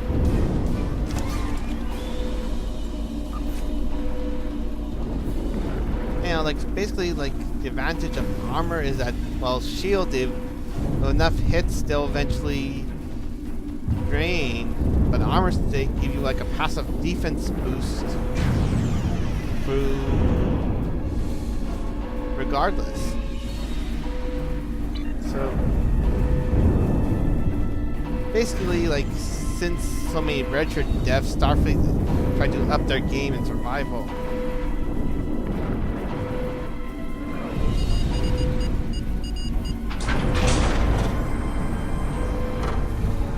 Oh no! We're too late!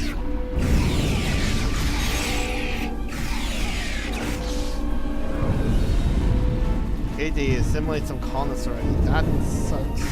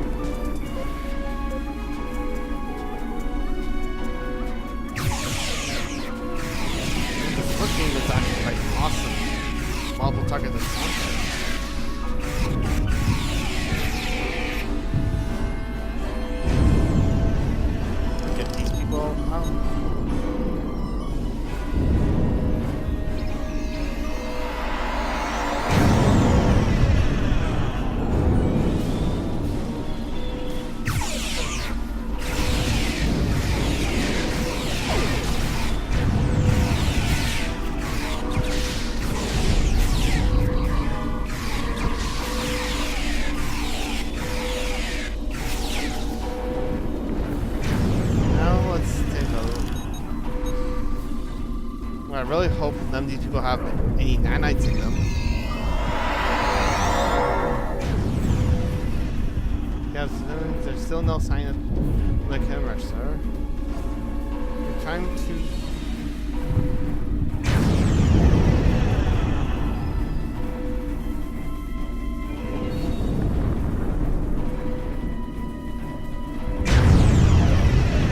Okay, now take this. Okay, now simulate this.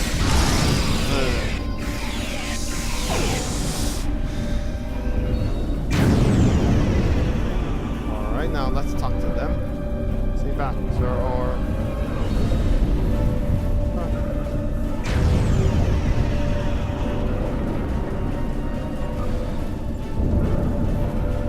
Okay, let's talk to... Now let's talk to Administrator Willa Post. apologize for Koles putting a rifle in your face. If it wasn't for him, the Borg would have assimilated me by now. What's the situation? Are you bringing more Starfleet reinforcements? We are the only ones here. The Lynx is in orbit. I see. Then it's true. Vega is doomed. A single starship cannot hope to stop this. Still, there is more to do. Many citizens are hiding in their homes. We cannot abandon them to the Borg. We can rescue them, but something is blocking our transporters. I know. Koles and I have been trying to get around the interference field. Thank you for tagging the people you found and getting them safely transported to your ship. That can't be everyone. No, there are dozens more hiding out in the buildings. But Koles and I have a plan. We think a pattern enhancer will do the trick. With that, we can transport the remaining citizens to your ship. But first, I'd like to offer you some equipment. Vega was a trade colony, and this gear was intended to go to Starbase 65. I think you need it more. So take it and set up Paramount enhancer. Okay. You have my thanks. I'll retrieve the equipment and set up the Paramount enhancer. Okay, now looks like we're going to retrieve a kit. Retrieve some kits and modules like kit.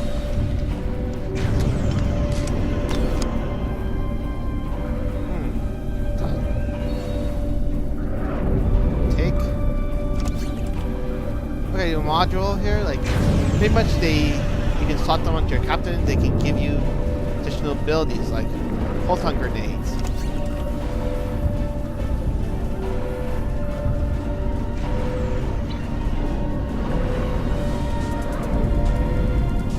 They look already set up, but okay, let's go for it. We have lowered shields for the transporter, sir. I will need to raise them at the first sign of Borg ships.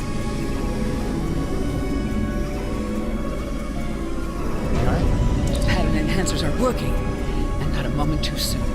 I can hear the Borg moving this way. I need you to signal citizens to come here for transport. I'll do that. How long do you think you can hold off the Borg? As long as we need to. Give the signal.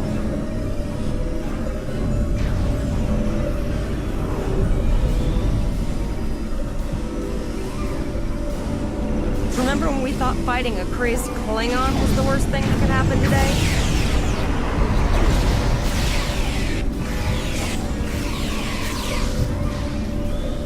Fire in your hole.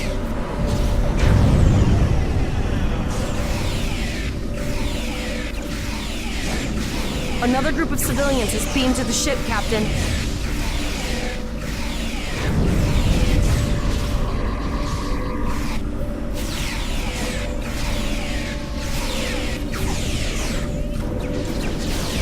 Fire grenade.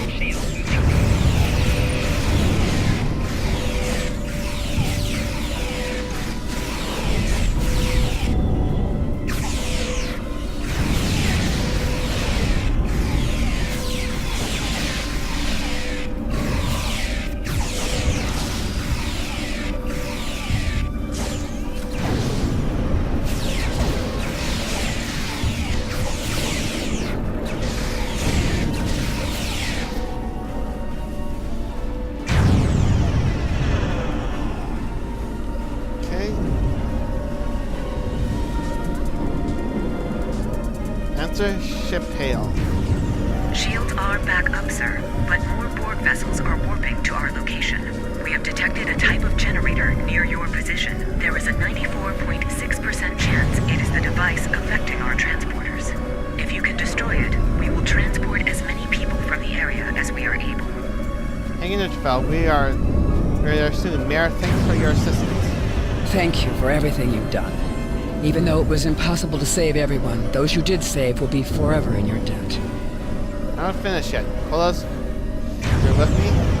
Glad to do anything I can. I was born on Vega. There's no way I'm sitting by and letting the Borg take it without a fight. Open the colony gates. Alright, let's get them. Alright, Koles, you're gonna see friends who've been assimilated. Don't hesitate.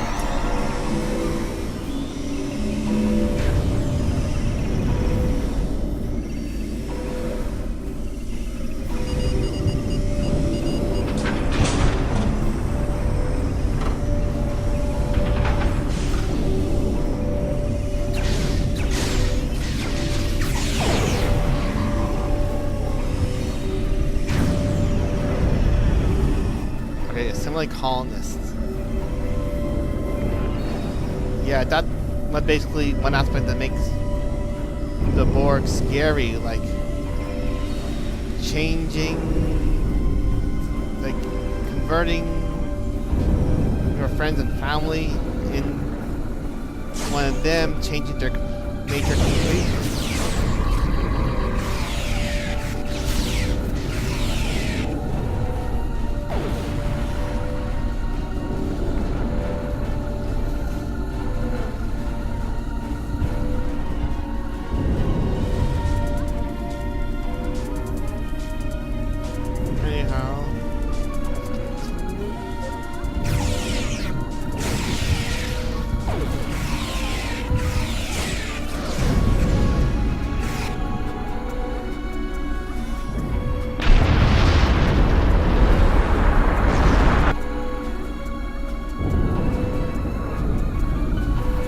We are the Borg.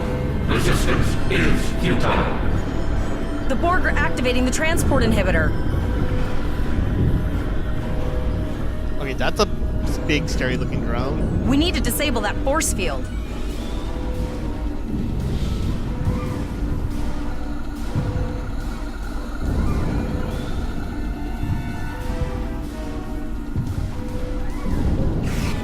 The Borg are so...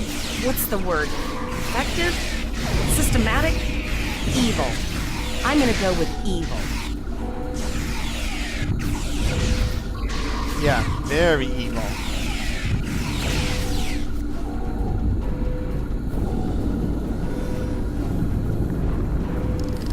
Okay, now let's disable this thing here.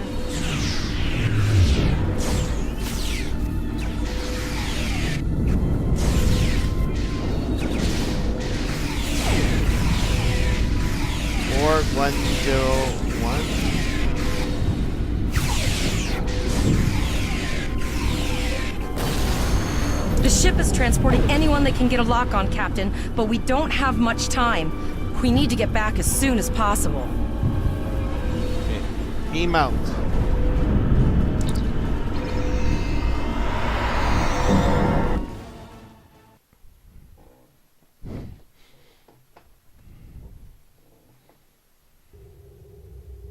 We're packed to the brim with civilians, Captain. I don't think we could fit one more soul on this ship. Communications are still jammed, so we can't reach the Renown or the Kittimer. The immediate problem is the civilian ships in this system. Vega's a huge trading outpost. There are always ships traveling here. We need to warn them the Borg have taken over. We can refigure the satellite and system to send an automated warning. Possibly, but what we need to do is hightail it out of here with these civilians. Of course, the path to the satellites does lead away from the planet, so we could remotely reconfigure them as we leave. The message won't get very far, but anyone who enters the system will get the signal and be able to turn around before it's too late. Sounds like a solid plan. Helm, lay in the course to the first satellite.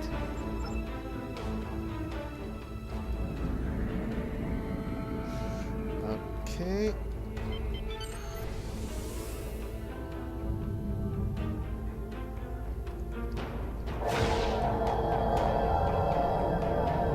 Multiple probes inbound. I don't think the Borg like us hanging around.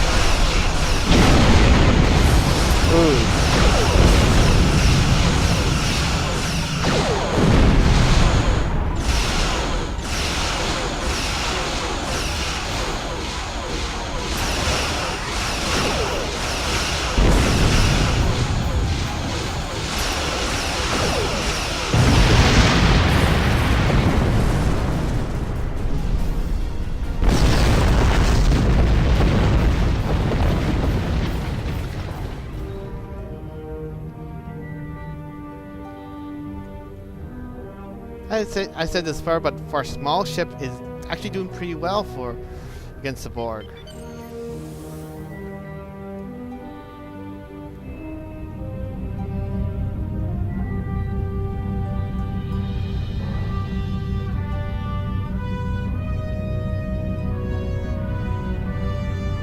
Reconfigure transponder.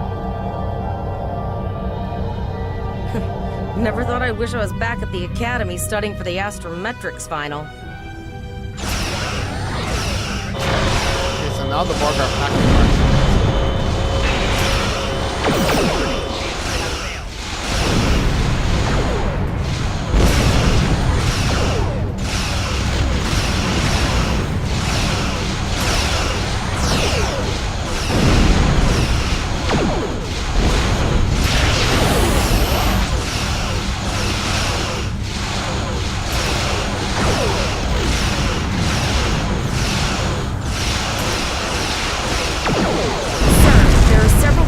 ships on sensors. No way to contact them, and I can't tell if they're friend or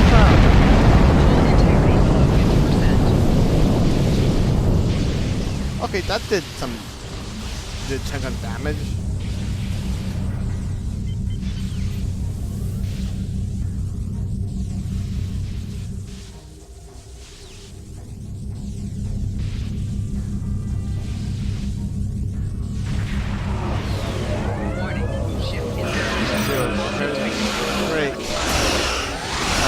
Cube?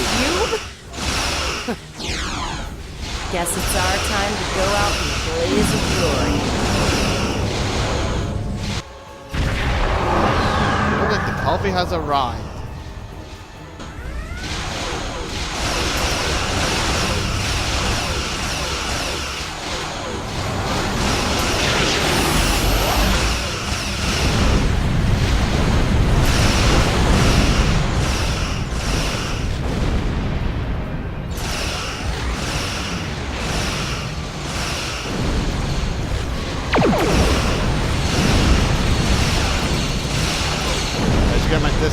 This thing is a little up.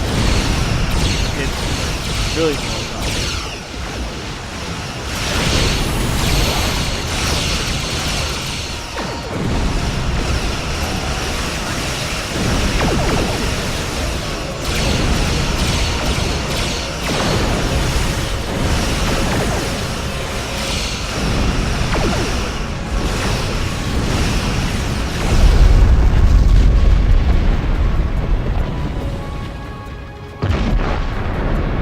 That was glorious. We held off what we could in Pollux and sent a signal out to Starfleet. These were the closest ships. Others will be arriving as soon as they can. Glad to see you. There's no way we could have defeated the cube by ourselves. You have handled things well thus far. Excellent thinking on reconfiguring the satellites into warning beacons. We received the signal as soon as we arrived in the system. We are going to attempt to retake... Are we going to attempt to retake Vega?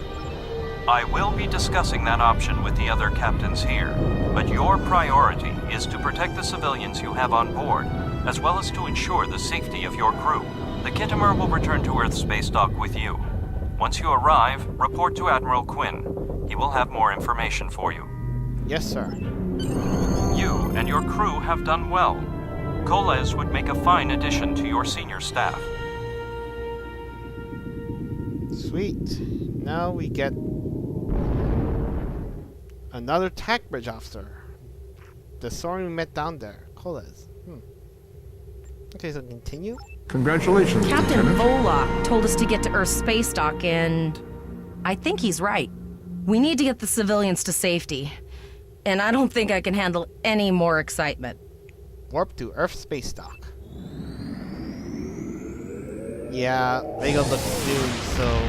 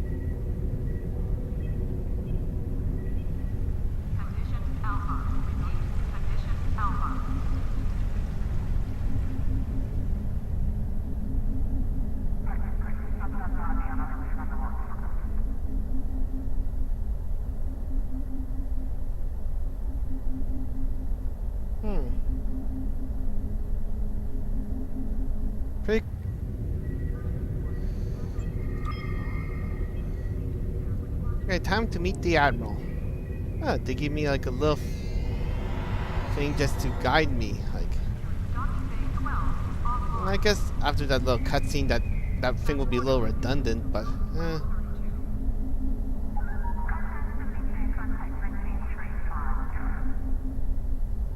Let's speak to the Admiral. Greetings, Lieutenant.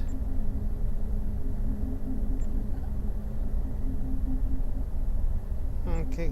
Admiral, sir. COT reporting. We have a lot to discuss, Cadet. Is Lieutenant, sir? Yes, I see that here, in the report transmitted by Captain Volok. He granted you a field promotion to give you seniority over the rest of the active crew of your ship. As a cadet, you were assigned to an Academy training cruise under Captain Mask Taggart, correct? Acting First Officer? Yes, sir. That's correct. I've read the reports. Facing off against Klingon raiders and a Borg invasion force within hours of leaving Starfleet Academy? Very unusual. In your own words, tell me what happened out there. Explain to the Admiral what happened. That's quite the story. Yes, sir. It's all true. Don't worry. I have statements here from Captains Volok, Yim, and Willa Post from Vega Colony collaborating your story. All three of them cite your bravery and command skills, as well as you and your crew's willingness to put yourselves in harm's way to preserve the lives of others. I'm a Starfleet officer, sir. It is in the job description. And you're exactly the kind of officer Starfleet needs. I know your ship might not be the Enterprise, but I think you've proven yourself capable of sitting in her captain's chair. Sir? Under normal circumstances, it would take you years of work to get your own command. But these are not normal circumstances. We're at war with the Klingon Empire. The Borg have returned. I'm losing more trained officers and ships than I can spare. Ships we can build, but leaders with courage and honor? Those are harder to find. It's time to try something different. I need someone who can handle themselves in a crisis and get the best out of their crew. Even though you're young, I think you're that person. I hereby promote you to the rank of lieutenant and give you command of the ship. Don't disappoint me. I guess what is going to happen to Vega? Unfortunately, the Renown and her task force were not able to repel the Borg. Vega is lost. Starfleet Command will meet with Federation President Enoch Okeg and the Federation Council to determine our next steps. For now, Starfleet vessels will patrol the outskirts of the Vega system to ensure no Borg escape. Do you have any further questions? No, but I'm sorry for the loss of Captain Taggart. Captain Taggart was a good man and a fine officer. He knew what he was doing when he issued that order. Don't dwell on what happened. Your actions saved the lives of your crew, not to mention the civilians you were able to evacuate from Vega Colony. Now it's up to you and your crew to honor Taggart's sacrifice as you carve out your own legacy. Do you have any further questions? No, sir. What are your orders? You will be assigned to the Klingon front. But first, you could use some new equipment for your ship. I have some improved consoles developed by the Starfleet Corps of Engineers. These consoles can be installed on your ship to improve its abilities. As you improve in rank, you will earn better consoles. Other ships you will command throughout your career will have space for many more. When you're done here, go see Durr's racks to customize your starship's appearance. Okay. I guess I'll show you this appearance, like...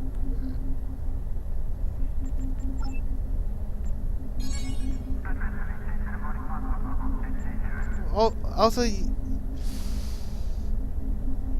Okay, now let's...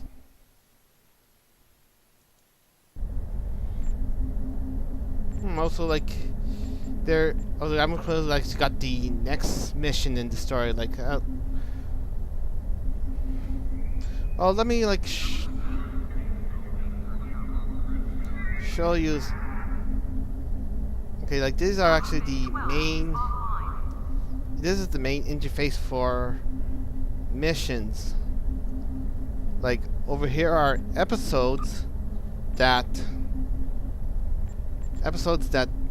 are available to progress through the story as you level up. And right now we're in the Klingon front.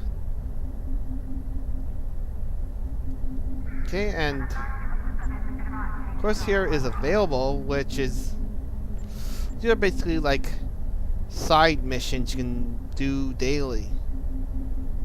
Of course, like here's the, well, it's not locked for, not unlocked for it, but Foundry is, well, basically Foundry is player-made missions. Like, they're pretty good. Unfortunately, there's no voiceover, so you won't get to like the same quality as their missions. But it's still like Foundry is pretty fun, and does show like the player-based creativity. Here are in progress, or basically show like current missions you have going on. Accolades are basically just the achievements. And log, well,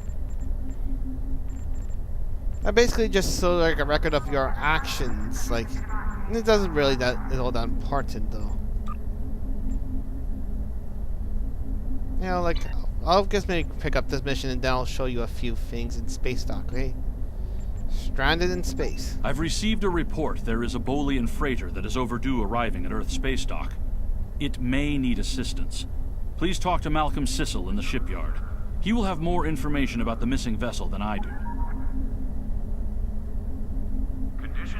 Okay, that voiceover is like a little different from the mission briefing text. Like, okay, so like, okay, Lieutenant, I recently report that a Bolian freighter, the SS Asura, is more than 20 hours overdue for arrival at Earth space dock. It may need assistance. Dinobot is an experienced captain and the daughter of a former Starfleet officer. If not, like her to be out of contact. The orders are to head to the sector space and find Azura. I've already transmitted the ship's last known coordinates to your con officer. Okay, so you get more awards, like, and some dilithium ore. Now this is pretty much like the high-end currency of the game. Like, you first you can get dilithium ore, and you can actually revive like 8,000 dilithium per day, and you can actually use it to actually buy like all this like great high-end stuff.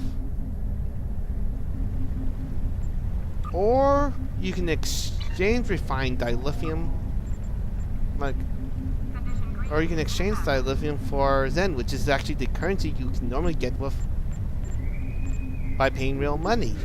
Or you can sell your Zen and get dilithium. See, this exchange is kind of good. Like, well, basically, like in theory, if you invest much time of it, you don't have to like spend a dime on like buying like the Zen Star stuff. However, it does like take a lot of time, so you probably wouldn't be good if you have like a life. So I'm gonna say, like, I guess I can show you the tailor or basically you can go back to your character creation screen and customize your character. Make tailor. And, well, not only customize your appearance, but also customize the appearance of your bridge officers. There, like, let's like modify.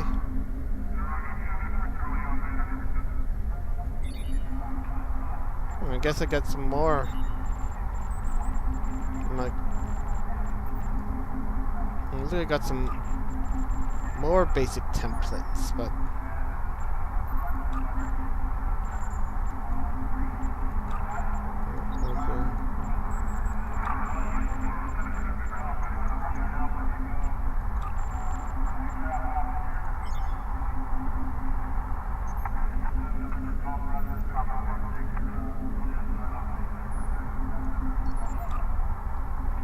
Okay.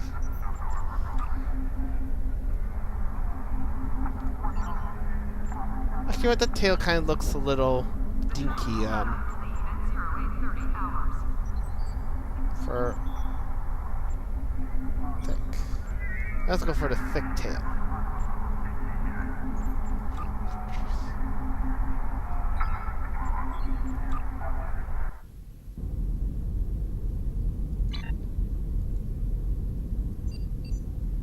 And I guess I should like show you to the bank.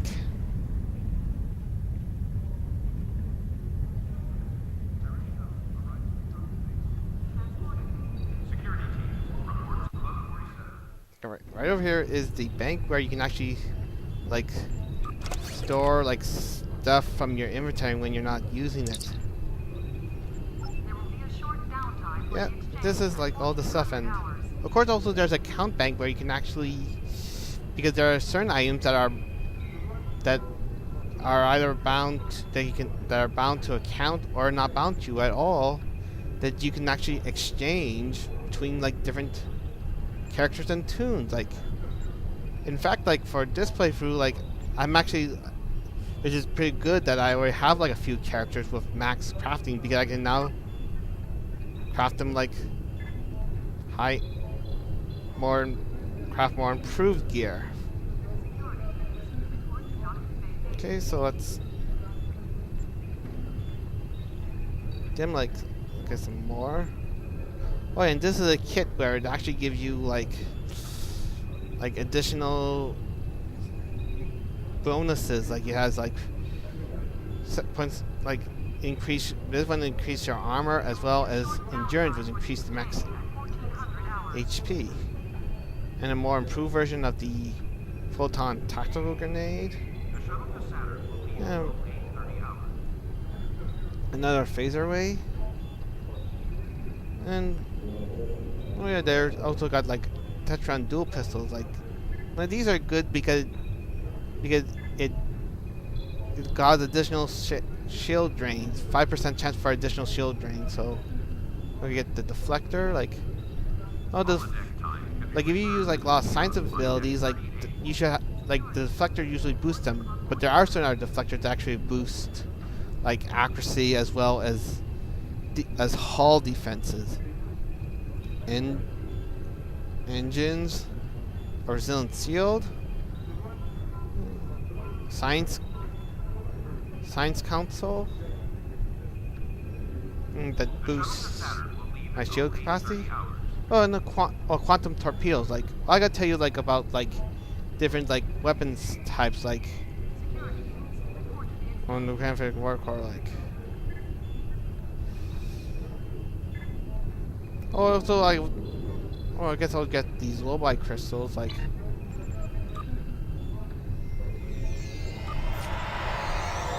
Okay, like see, like right now, kind of like I have photon torpedoes. Like these are kind of like low rank one, but I can increase them. But each different types of weapons have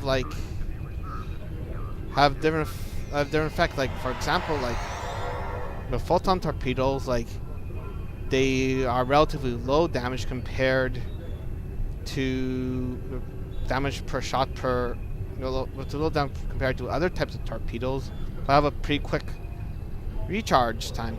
However, quantum torpedoes have a little bit higher damage per shot compared to photons, but have a slightly longer recharge time.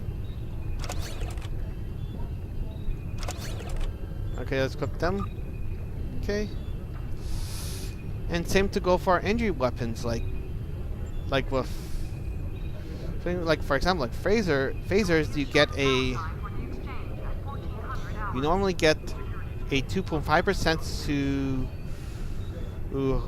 to have a enemy ship subsystem offline for 5 seconds. Meaning, like if weapons they'll have 5 seconds without the ability to attack you, or if it's shields, there's 5 seconds where the shields are offline. However, other energy weapons, like I mentioned, like with Tetrion, can proc additional shield drain, or if you got Disruptors, you get a proc where it give the enemy a damage debuff where the next hit does more damage. And of course, like with tactical consoles, you can boost what type of and of course, like to boost like your weapons, you use like tactical consoles, like this one here, boosts phaser damage. Okay, so I guess equip that. Also, like there's engineer consoles as well that boosts like your defenses or power levels or even turn rate. So go right here. Now I'm going to like equip a better deflector and engines,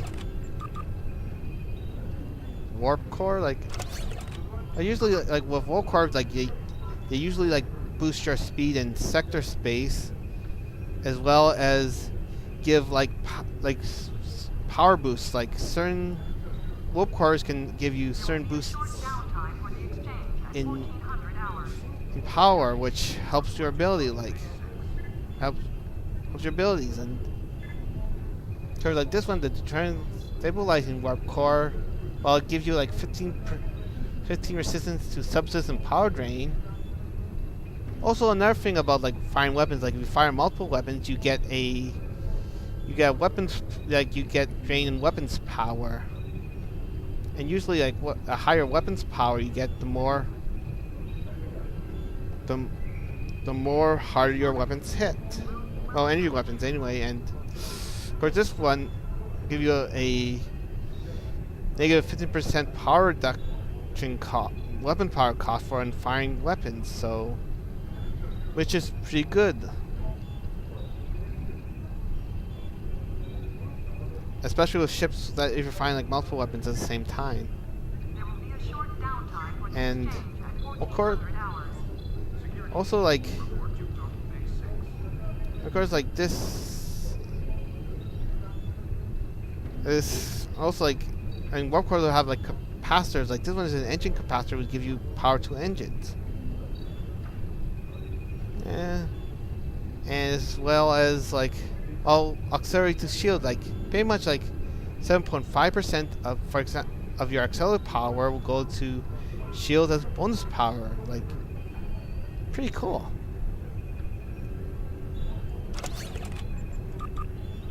I should tell you, like, actually it may give you like power level, like basically if you have high, like basically power levels, you can adjust them on when you're in your ship, but it's basically give you boosts. Like if you primarily use weapons to attack, then it's recommended that you use a high, invest more power into your weapons power. However, like with shield power,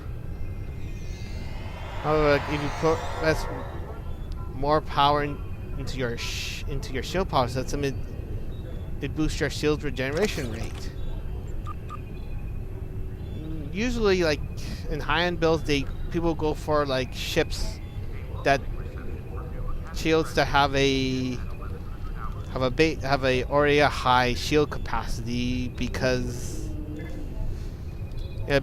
they want to invest that much power into shields and invest in everything. And engines, well, usually like high power in engines increase your ship's speed and turn rate. However, there are like special engines where you can still get a pretty good boost even at low power. And auxiliary power, it boosts, well, basically boosts like your more specialized abilities common with science abilities, like heals, as well as a more specialized ability damage as well. And there's actually lots of resources online explain this much better than I can. Yeah, so basically now I equip my ship with gear that's much better, and of course I must also like maybe equip this weapon here, dual Tetrion. And of course now I got like an improved module, and also like Sweeping Strike, another tactical ability. And I'm also equipped this kit on there just to boost.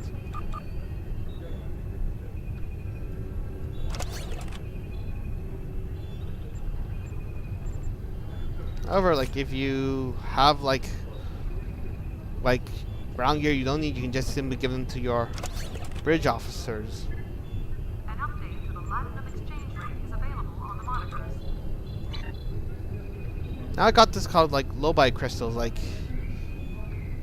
you can pretty much there's something you can use them to exchange them for like stuff you don't normally get, like certain types of high-end chips, as well as like some gear and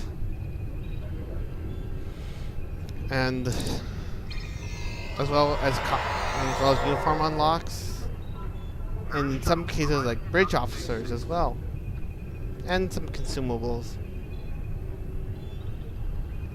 Yeah, like, but the thing is that the only way to get Lobi is to open lock boxes, which are special promotion where the grand prize is a ship, a hard to get ship, as well as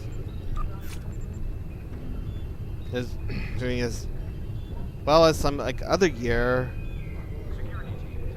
And you need to buy, master keys, where you need to buy with Send, which means you have to either huck over like real cash or grind a lot of dilithium and then exchange them for it. So it's pretty hard, and to gain like the grand prize in the box has a very low chance.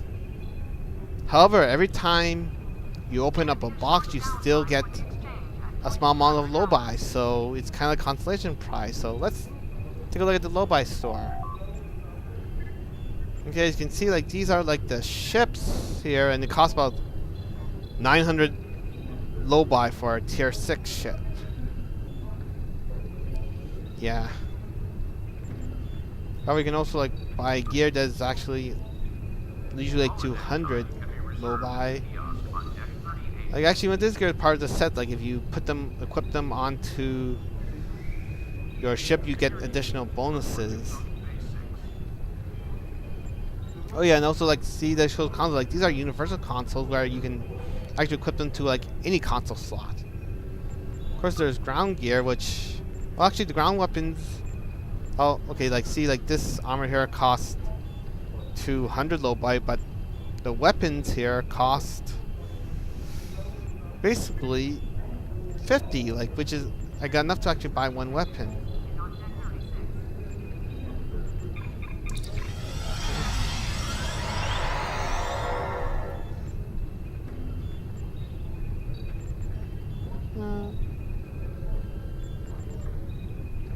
And you can also on costumes that have 200.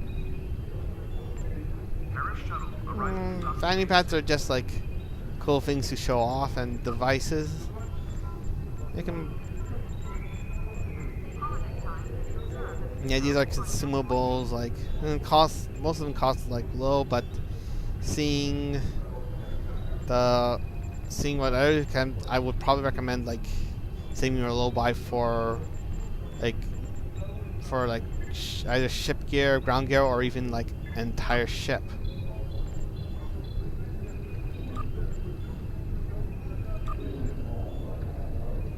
I guess like maybe for my level up, I can get like this actually is a pretty cool looking weapon here, so I might as well, and it actually scales with my level, so great for leveling up.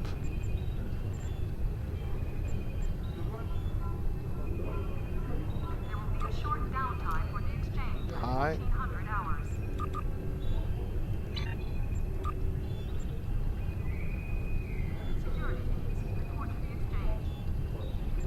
Okay, so I'll go flip it here. I can switch it. Yep, that's basically a stock weapon that shoots beam. Very Stargate. I guess like. The shuttle to Saturn will leave at 0830 hours. I guess I can now give like my other stuff to my bridge officers.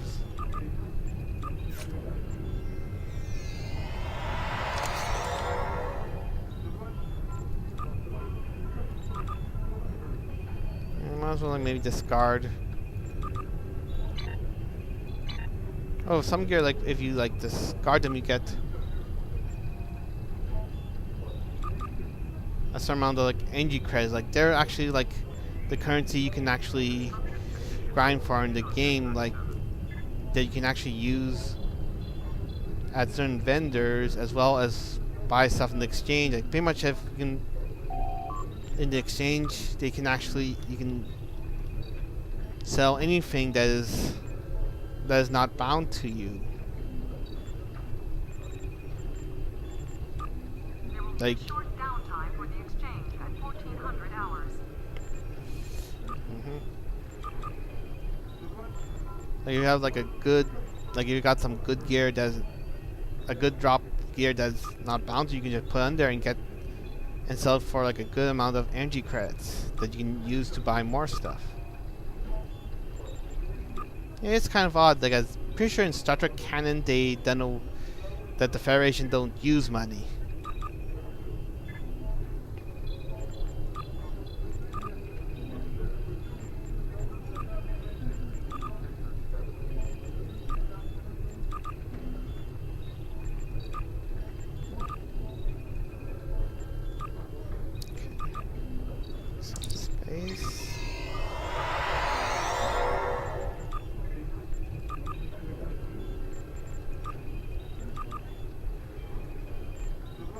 Holodeck time can be reserved at the kiosk on deck 38.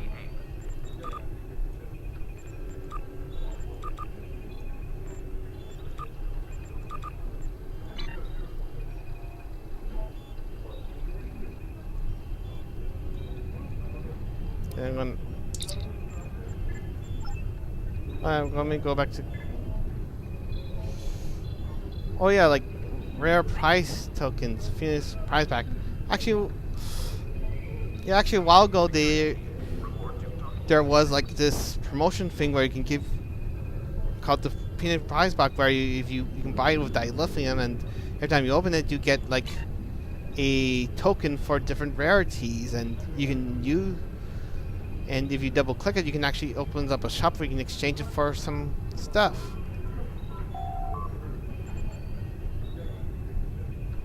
Okay, so let's see. There will be a short downtime for the exchange. Very rare. 100 hours. Rare, so let's see.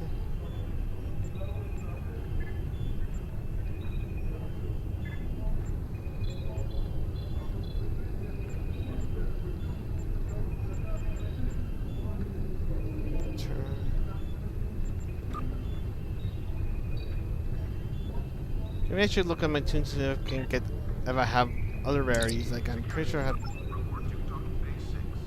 them like right in there. Oh, I want to get this. Like, I guess I'll explain about this later, but maybe in our episode. No, let's.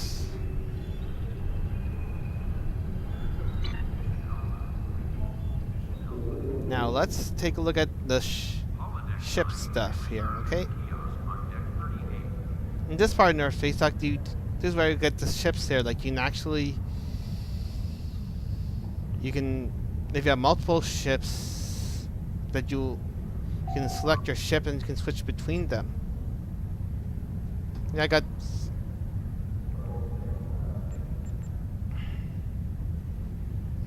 So far it's just this ship here, but.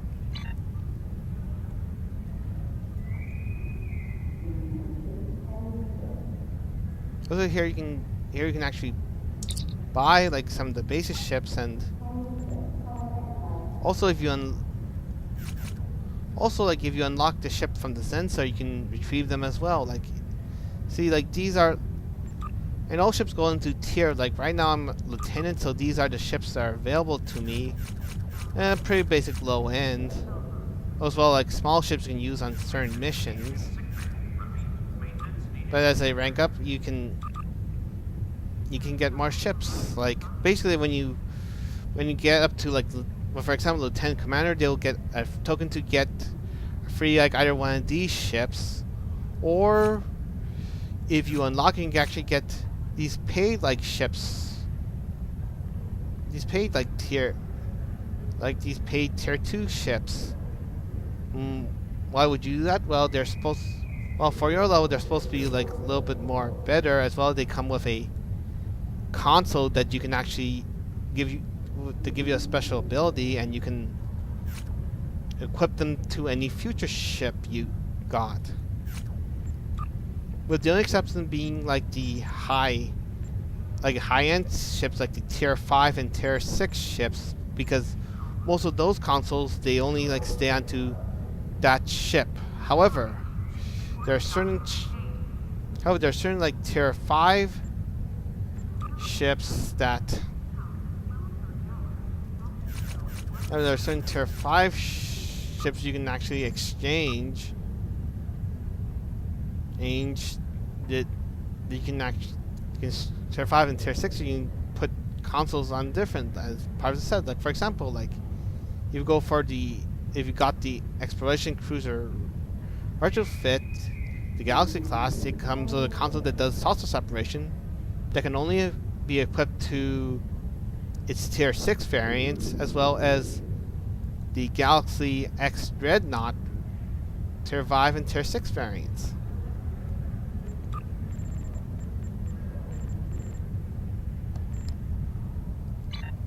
And now let's talk about like ship customization. Now you talk to this guy to customize ships. So you customize a starship. Basically, like the Mariner class is considered a light cruiser, and pretty much you can, like here, pretty much you got like these templates to show like ships you can that's available to this class, like designs.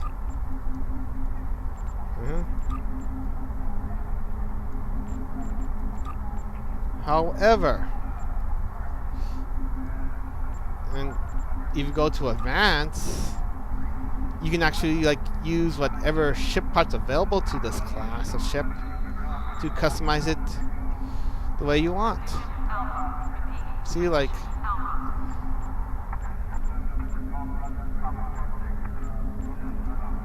let's go like this. Missile.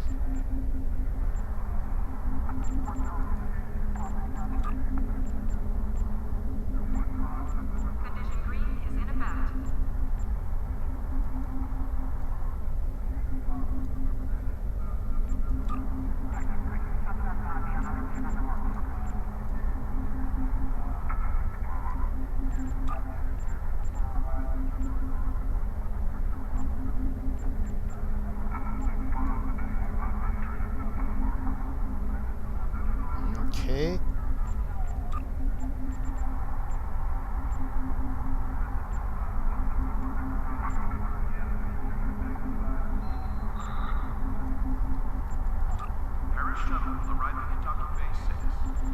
Also, like you can adjust like what kind of like color skin you want.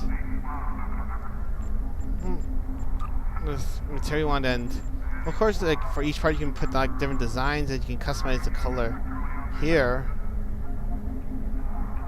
Incursion reported in the Andor system. All available ships, please prepare for departure. Windows. Top 6. And of course, like you can change like your bridge layout.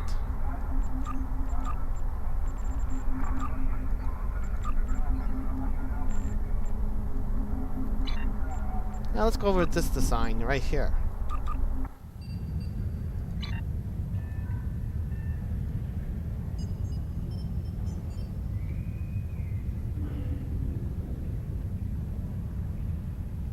I guess like maybe before going to the mission, I might also like show you like how you can like on how you can get new like bridge officer abilities. Here. Basically, you go, you talk to like this guy right here.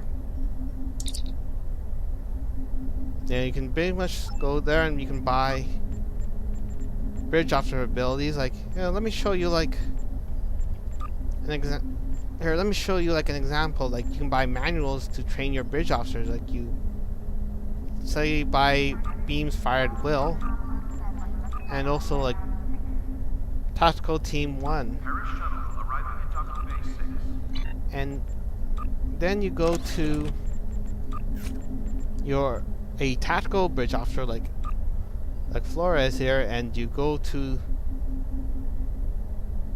now it gives you the option to learn it. So you can click here on learn beam fired will and learn tactical team, and you can actually exchange these abilities by going to stations.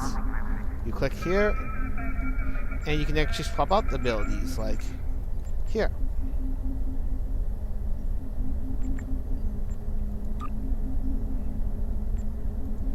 And of course, I can set up like my basic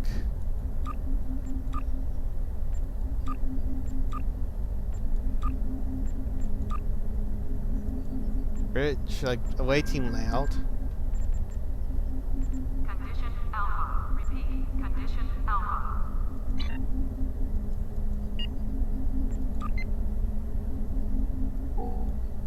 And it looks like I'm going to like set customize trade. However, like when you go like towards end game content, if you want to buy, when you get more higher end abilities, like this guy here only sells you the very basics, but when you go for like lieutenant commander and commander bridge officer abilities at rank 3, then you have to like go buy the crafting system, which as of this moment not unlocked for this level. And you can only like, but when it does, you can only like train abilities from your own career path. However, the training manuals are actually not bound to you, so you can actually go into like an alt and train and get training manuals from other career paths.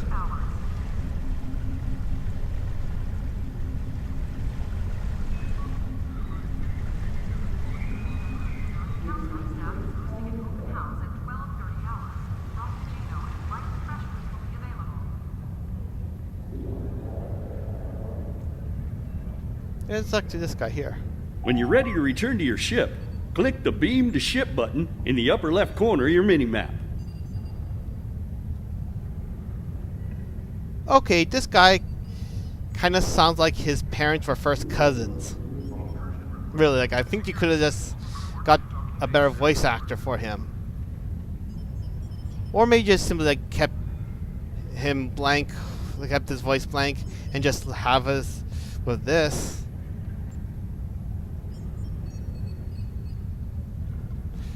I can change my ship and get new ship. You can find various ship services here in the Ship Requisition Center. You can requisition ship equipment, change your ship's appearance, or switch to a different ship there.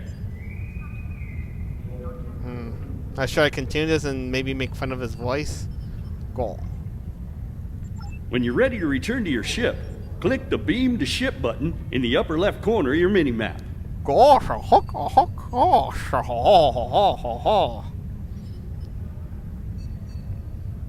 apparently in the future we haven't dealt with the redneck problem yet, so.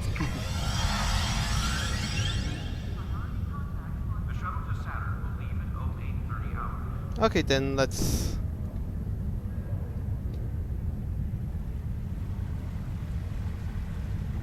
Okay, now let's go and investigate what happened to the Azura. Okay, like now to beam back to Mission, I just simply like I'll click this icon here.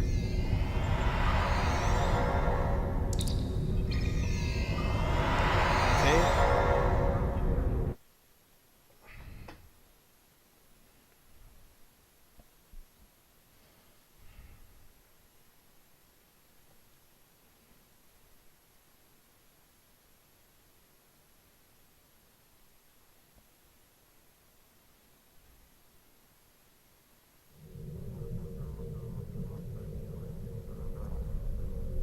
Now, warp out.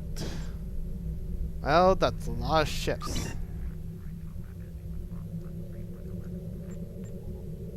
Okay. Engage.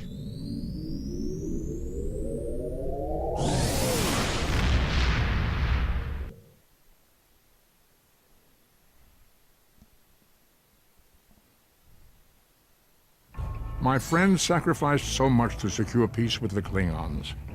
I bear the responsibility for the consequences to him and his crew, a thought that troubles me to this day.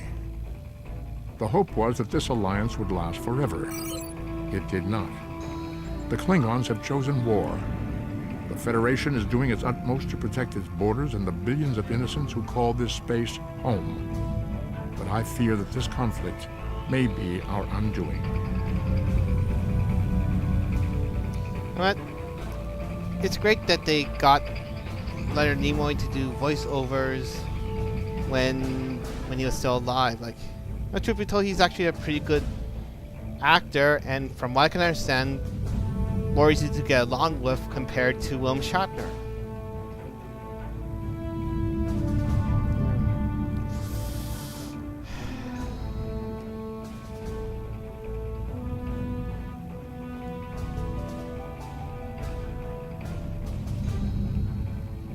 To any ships in range, this is Dana Brott of the transport SS Azura.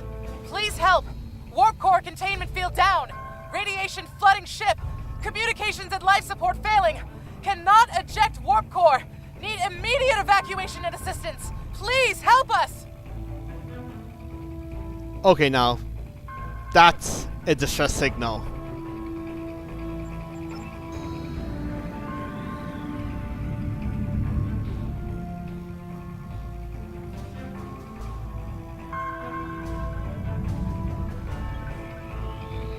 Time to rescue the SS Azura.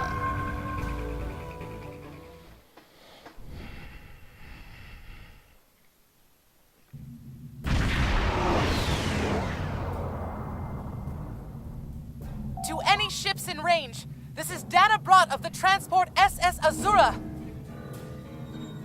Please help. We're being pursued by Orion raiders. Crew injured, taking heavy fire. Dropping out of warp near your coordinates. Need immediate evacuation and assistance. Please help us. Dorvel, keep tracking the distress signal.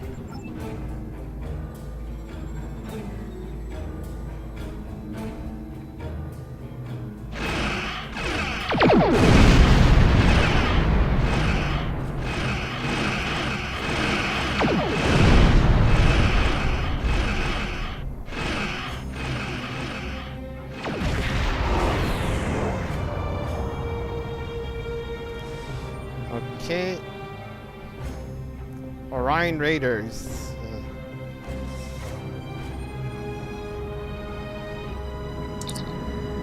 Sir, okay. It appears that they don't have like voice. The version don't longer have voice acting because, well, basically the reason why is that that if you do replays, there's a chance that you may not slot the same bridge officer, and it'll be kind of like stupid if you have, say, like a male Vulcan speaking in Alyssa's voice. So yeah, so basically for now on, like, basically you have to like just read the text when for your bridge officer dialogue. So, sir, sensors are pointing up several light attack craft on intercept course. We need to deal with them before we can render aid to the SS Azura. Okay. Defeat Orion's Raider.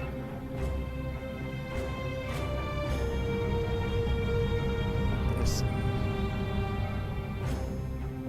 Now let's... Okay, let's see the new ability. Fire will basically modify my beam array to fire at multiple targets at once.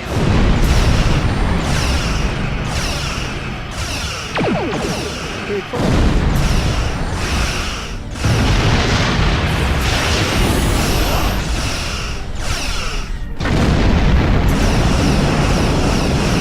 Let's take on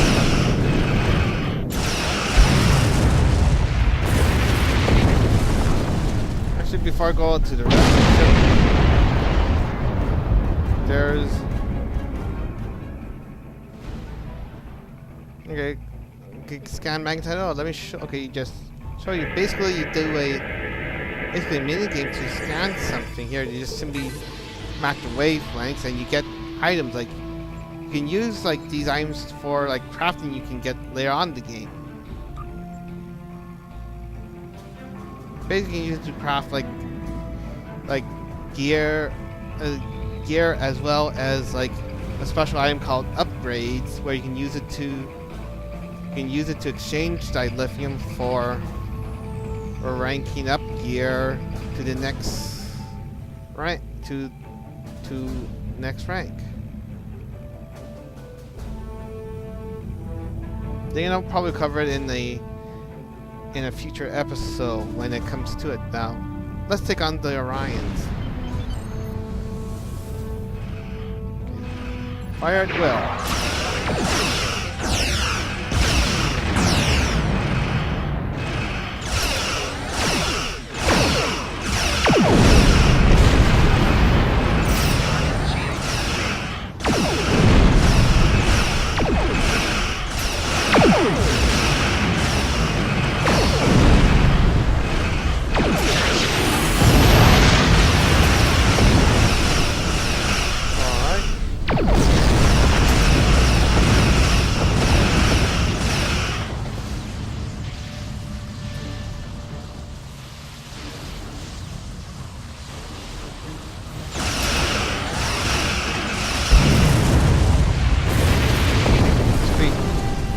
Definitely, Orion Raiders are definitely much easier to deal with than the Borg. Actually, another interesting Star Trek trivia, like when you hear the Orions, you think about like the slave girls that you see in TOS. However, actually, there's a interesting twist that was revealed in the prequel series Enterprise. The Orions do have slave girls, but they're not the Orion species. Like but she's actually like with the slave girls that are Orion. Turns out it's a farce. It's actually the men who are the slaves, and it's the female who are dominant. And basically, they enslave the men using like their pheromones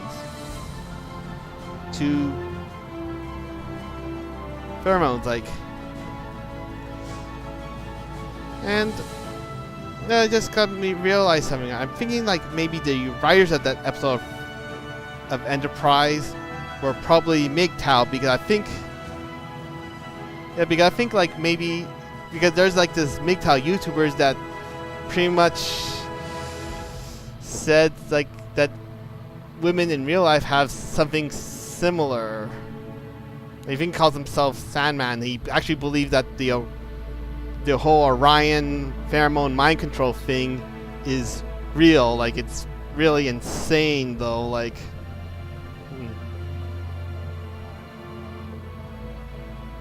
I wonder if Sandman is a Trekkie, though. But see, I'm a Star Trek fan, but I try to keep like fiction and reality separate in my mind. So.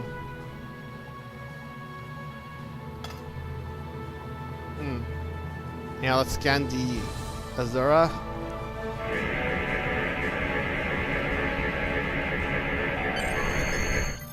Captain, I'm detecting elevated radiation levels on the Azura. I alerted Transporter Chief the situation. She can brief you before you beam over to the Azura. Okay, so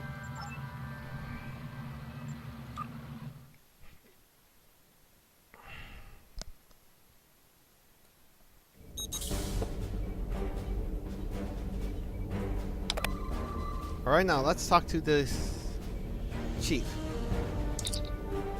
Captain, I'm concerned about the radiation on the Azura.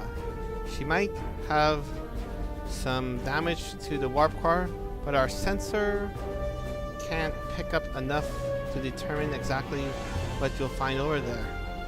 I'm sure I can send you and your away team to the ship's safety, but getting you back might be a problem until the Azura's critical damage is repaired. Step onto the transport pad when you're ready to go, and be careful, sir. Okay, so beam over to the Azura. Try to keep lock on us and prepare to transport survivors.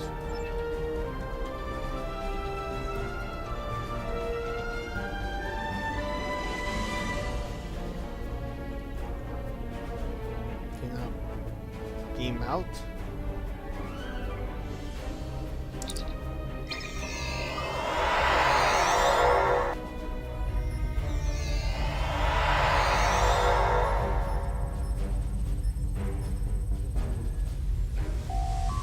Sure, I'm picking up multiple lifetimes. Some of them are the Azura's captain and crew, but the rest are Orion. Plasma leaks are blocking our path to the survivors. We will need to use their console to safely vent plasma.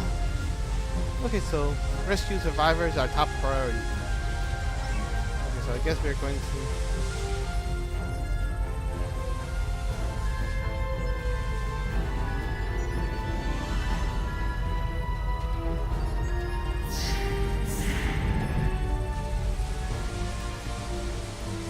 Man, I see like some of those Orion Simp and Manginas over there. But it seems like there's something blocking them, so... Let's see... Scan crew member. This crew member is critically injured and you do not have the training needed to assist them. Okay, apparently I need to be like a science officer to do this bonus objective. Which kind of thing like kind of odd, like because I actually have a science officer here on my way team. Like if this is like a real situation, I'll just delegate that to her.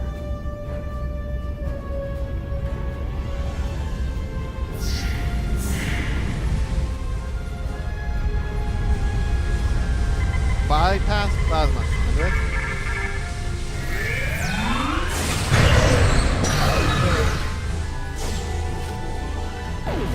Man, that Orion Simp is easy to take out.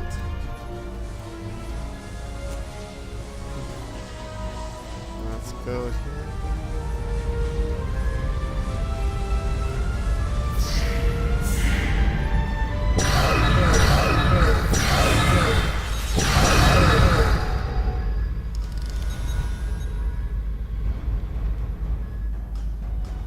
Okay, I guess you can also like scan for crafting materials on ground maps as well.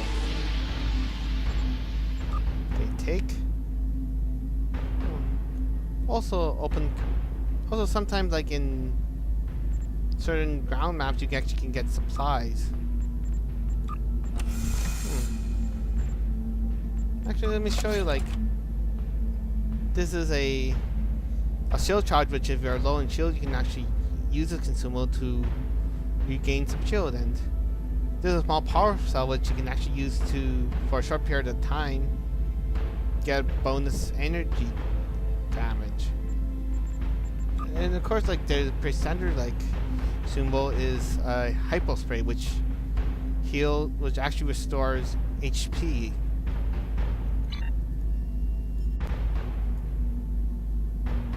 Alright, now let's see what's here.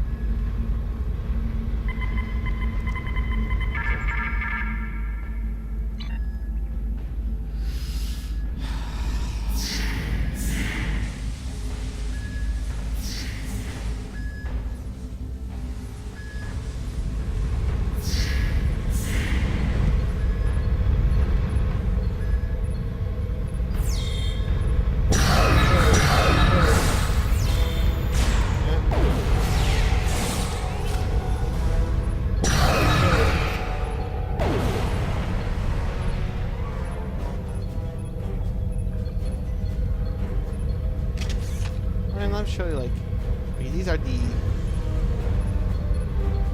Tetron dual pistols. Let's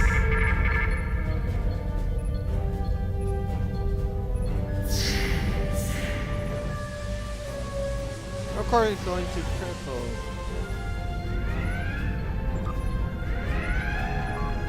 Scanning warp core, Captain. Catastrophic failure of the antimatter containment warp core breach is imminent. Come, unless we reach the contained, the Zera will be destroyed.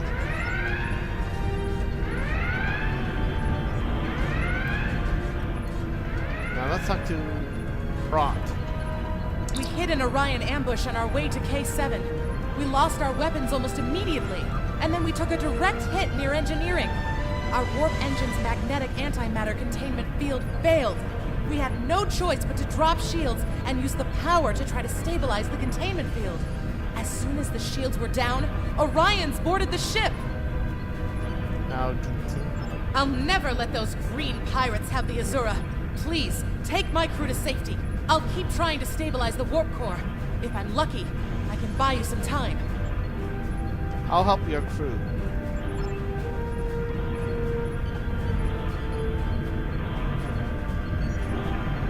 Now scan. Containment of the warp core is failing. There are nothing can do to stop it. You need to get rating and survivors somehow. Okay, if I'm an engineer, perhaps that's a bonus objective.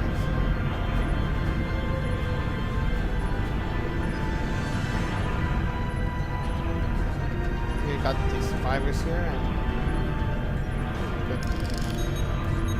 I guess I'll guess before I go, I'll guess there's always time to scan something.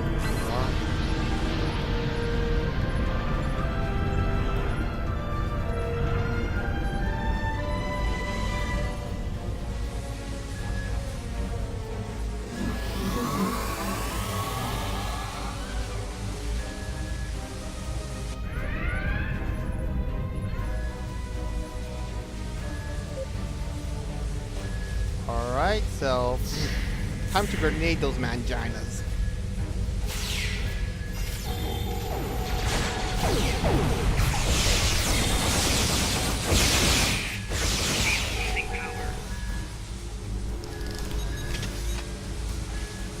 Let's see here now. This thing can change to other targets. A science kit, okay. That is something completely useless for my crew.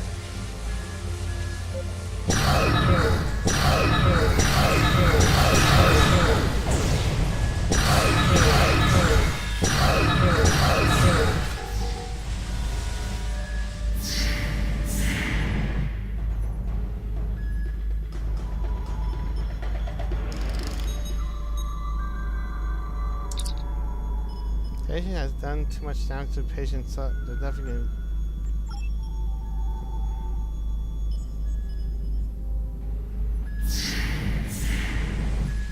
Okay, that's grim.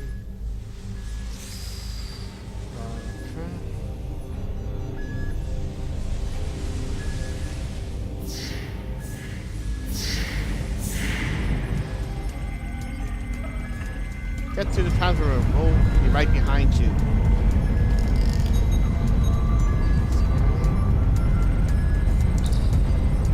Team to the links. Chief, are you ready for transport? The survey label are returning to normal. Some of the reserve crew are on the transporter path. We don't have much time. Get these people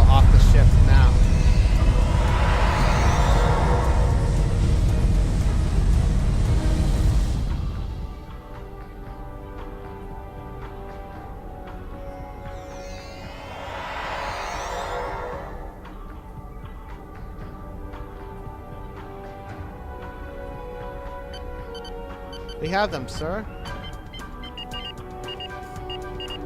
Sensor detect more iron ships on the way, Captain. We need you back on the bridge.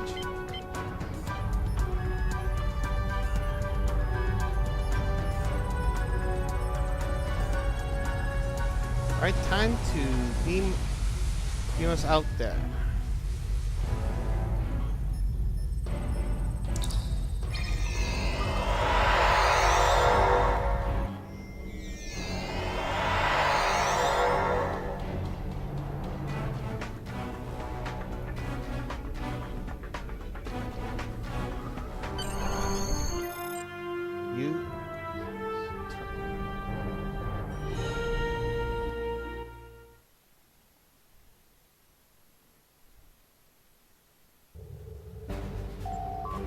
Captain, incoming message from Orion. Put them on screen. Leave now if you know what's good for you, Starfleet. We're taking this ship, her crew, and her cargo. The Azura and her crew are under Starfleet's protection.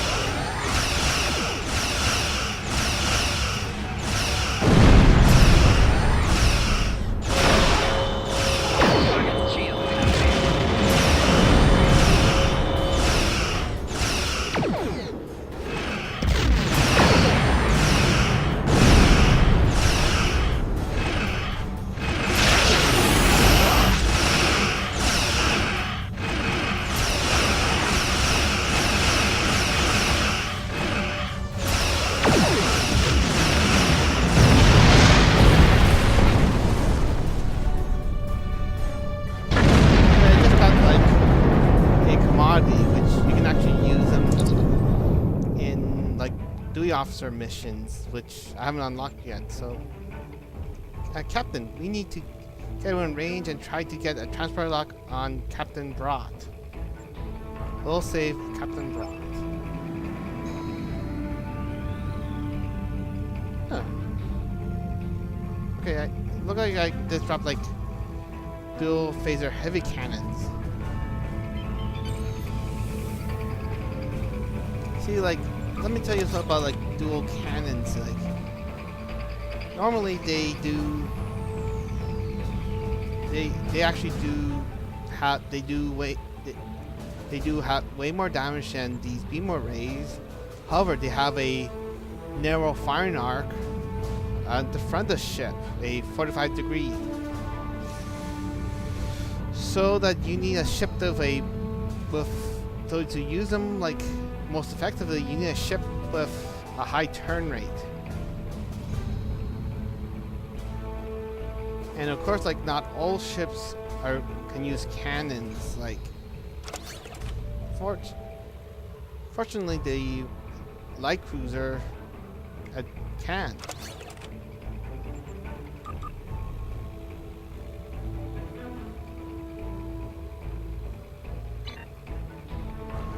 Alright, now let's rescue Brot. M2 Grand Lock Brot, sir. Boosting containment. We have her.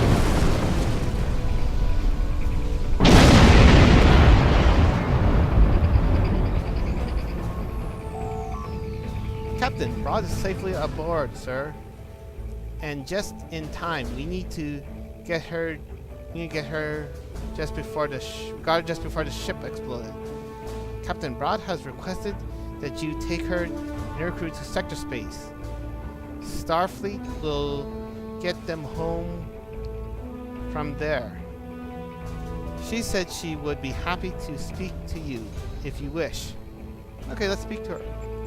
You saved my crew. I'll tell you whatever I can. Okay, so what was the Azura's mission? The Azura was a transport ship, best in the quadrant. Mostly I hauled medical supplies or farming equipment, but I had room in the cargo bays for a little of everything. I have one customer who is just crazy for Tranya.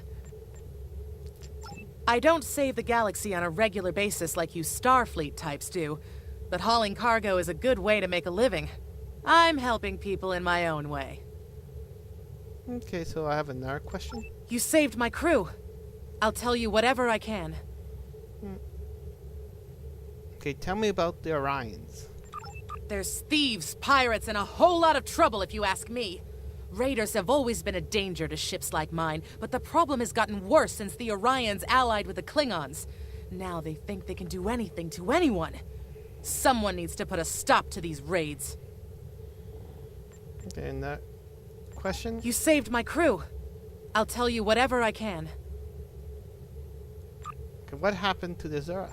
We have been having trouble with the warp core for a few days. I was hoping I could make it to the closest starbase, but when the containment field started to collapse, I used every bit of power we had to help stabilize it. The minute I rerouted power from the shields to the containment field, the Orions were there. For all I know, they detected I was in trouble and were waiting for the right time to pounce. I have another question. You saved my crew. I'll tell you whatever I can. What will you do now?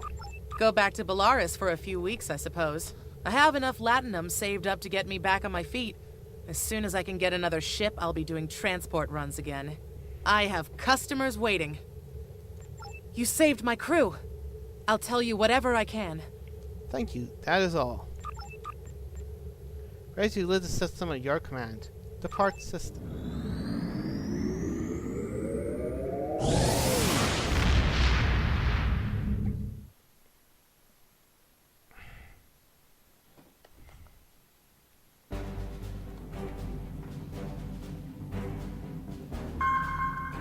Alright, now let's turn it in. Well done. You saved that crew just in time.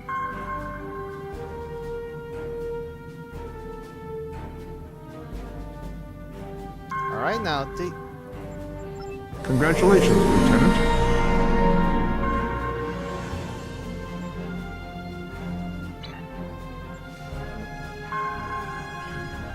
We have a diplomatic mission for you.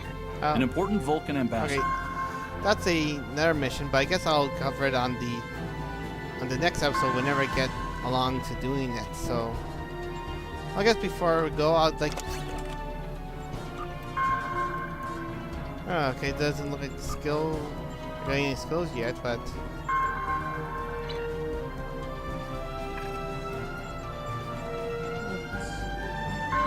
Yeah, I forgot.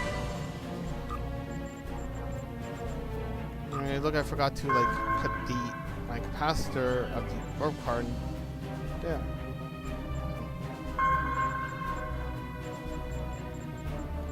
Oh, I know that this like reward me an item which is automatically set that automatically put on my bar, which summons a freighter, which allows me to access the mail, bank, and some commodity vendors.